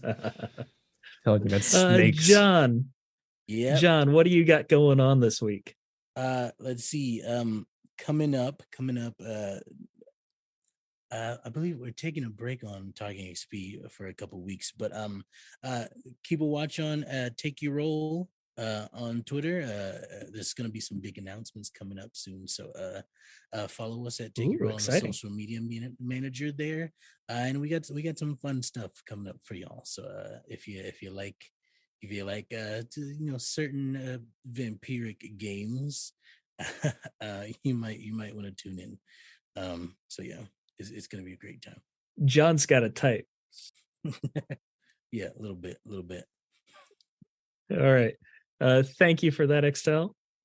Jeff, what's going on Lollygaggers? Yeah, man. Friday, back to Mothership. Continuing Gradient Descent. Maybe even finishing it for where we lend off. There's a 50-50 chance we finish our Gradient Descent run on Friday, but we'll see how it goes. Then on Saturday, we have Return to One Ring. We got back to it this past weekend, and so we're getting back to it again.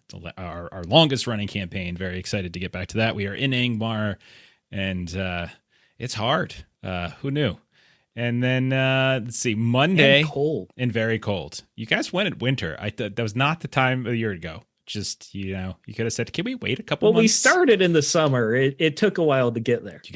You guys could have said, can we just wait a couple months? I'm like, sure. Let's see. And then Monday, very excited as we are starting Call of Cthulhu.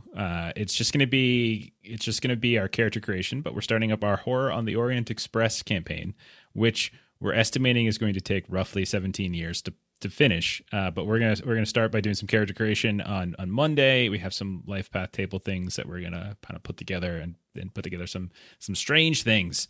And yeah. And then you can catch Steven and I and Melissa on Saturday as well over on Grim and Perilous Plays, as we're all getting back to our Tales from the Loop game run by our buddy Chuck on our buddy Adam's channel. And then another cool thing for me on Thursday I'm over on Garbly Games. We've been running some Octon Cthulhu, and Modifius has been really cool. They're actually doing a bunch of giveaways as we're sort of previewing their new Forest of Fear campaign there. So come check us out over there. Very, very fun. So, awesome. Got anything else there, Steven? I'm all set. Who are we raiding? I'm going to go ahead and rate us, Cyber Nation Uncensored. They're playing Masks, and I think Mask has cool art, and it looks like a fun game. So go ahead and follow the raid when you see it pop up. Thanks to everyone who watched this later on VOD. Thanks for everyone hanging out tonight. Really do appreciate it. And we'll see you next time. So, bye-bye. Good night. Bye.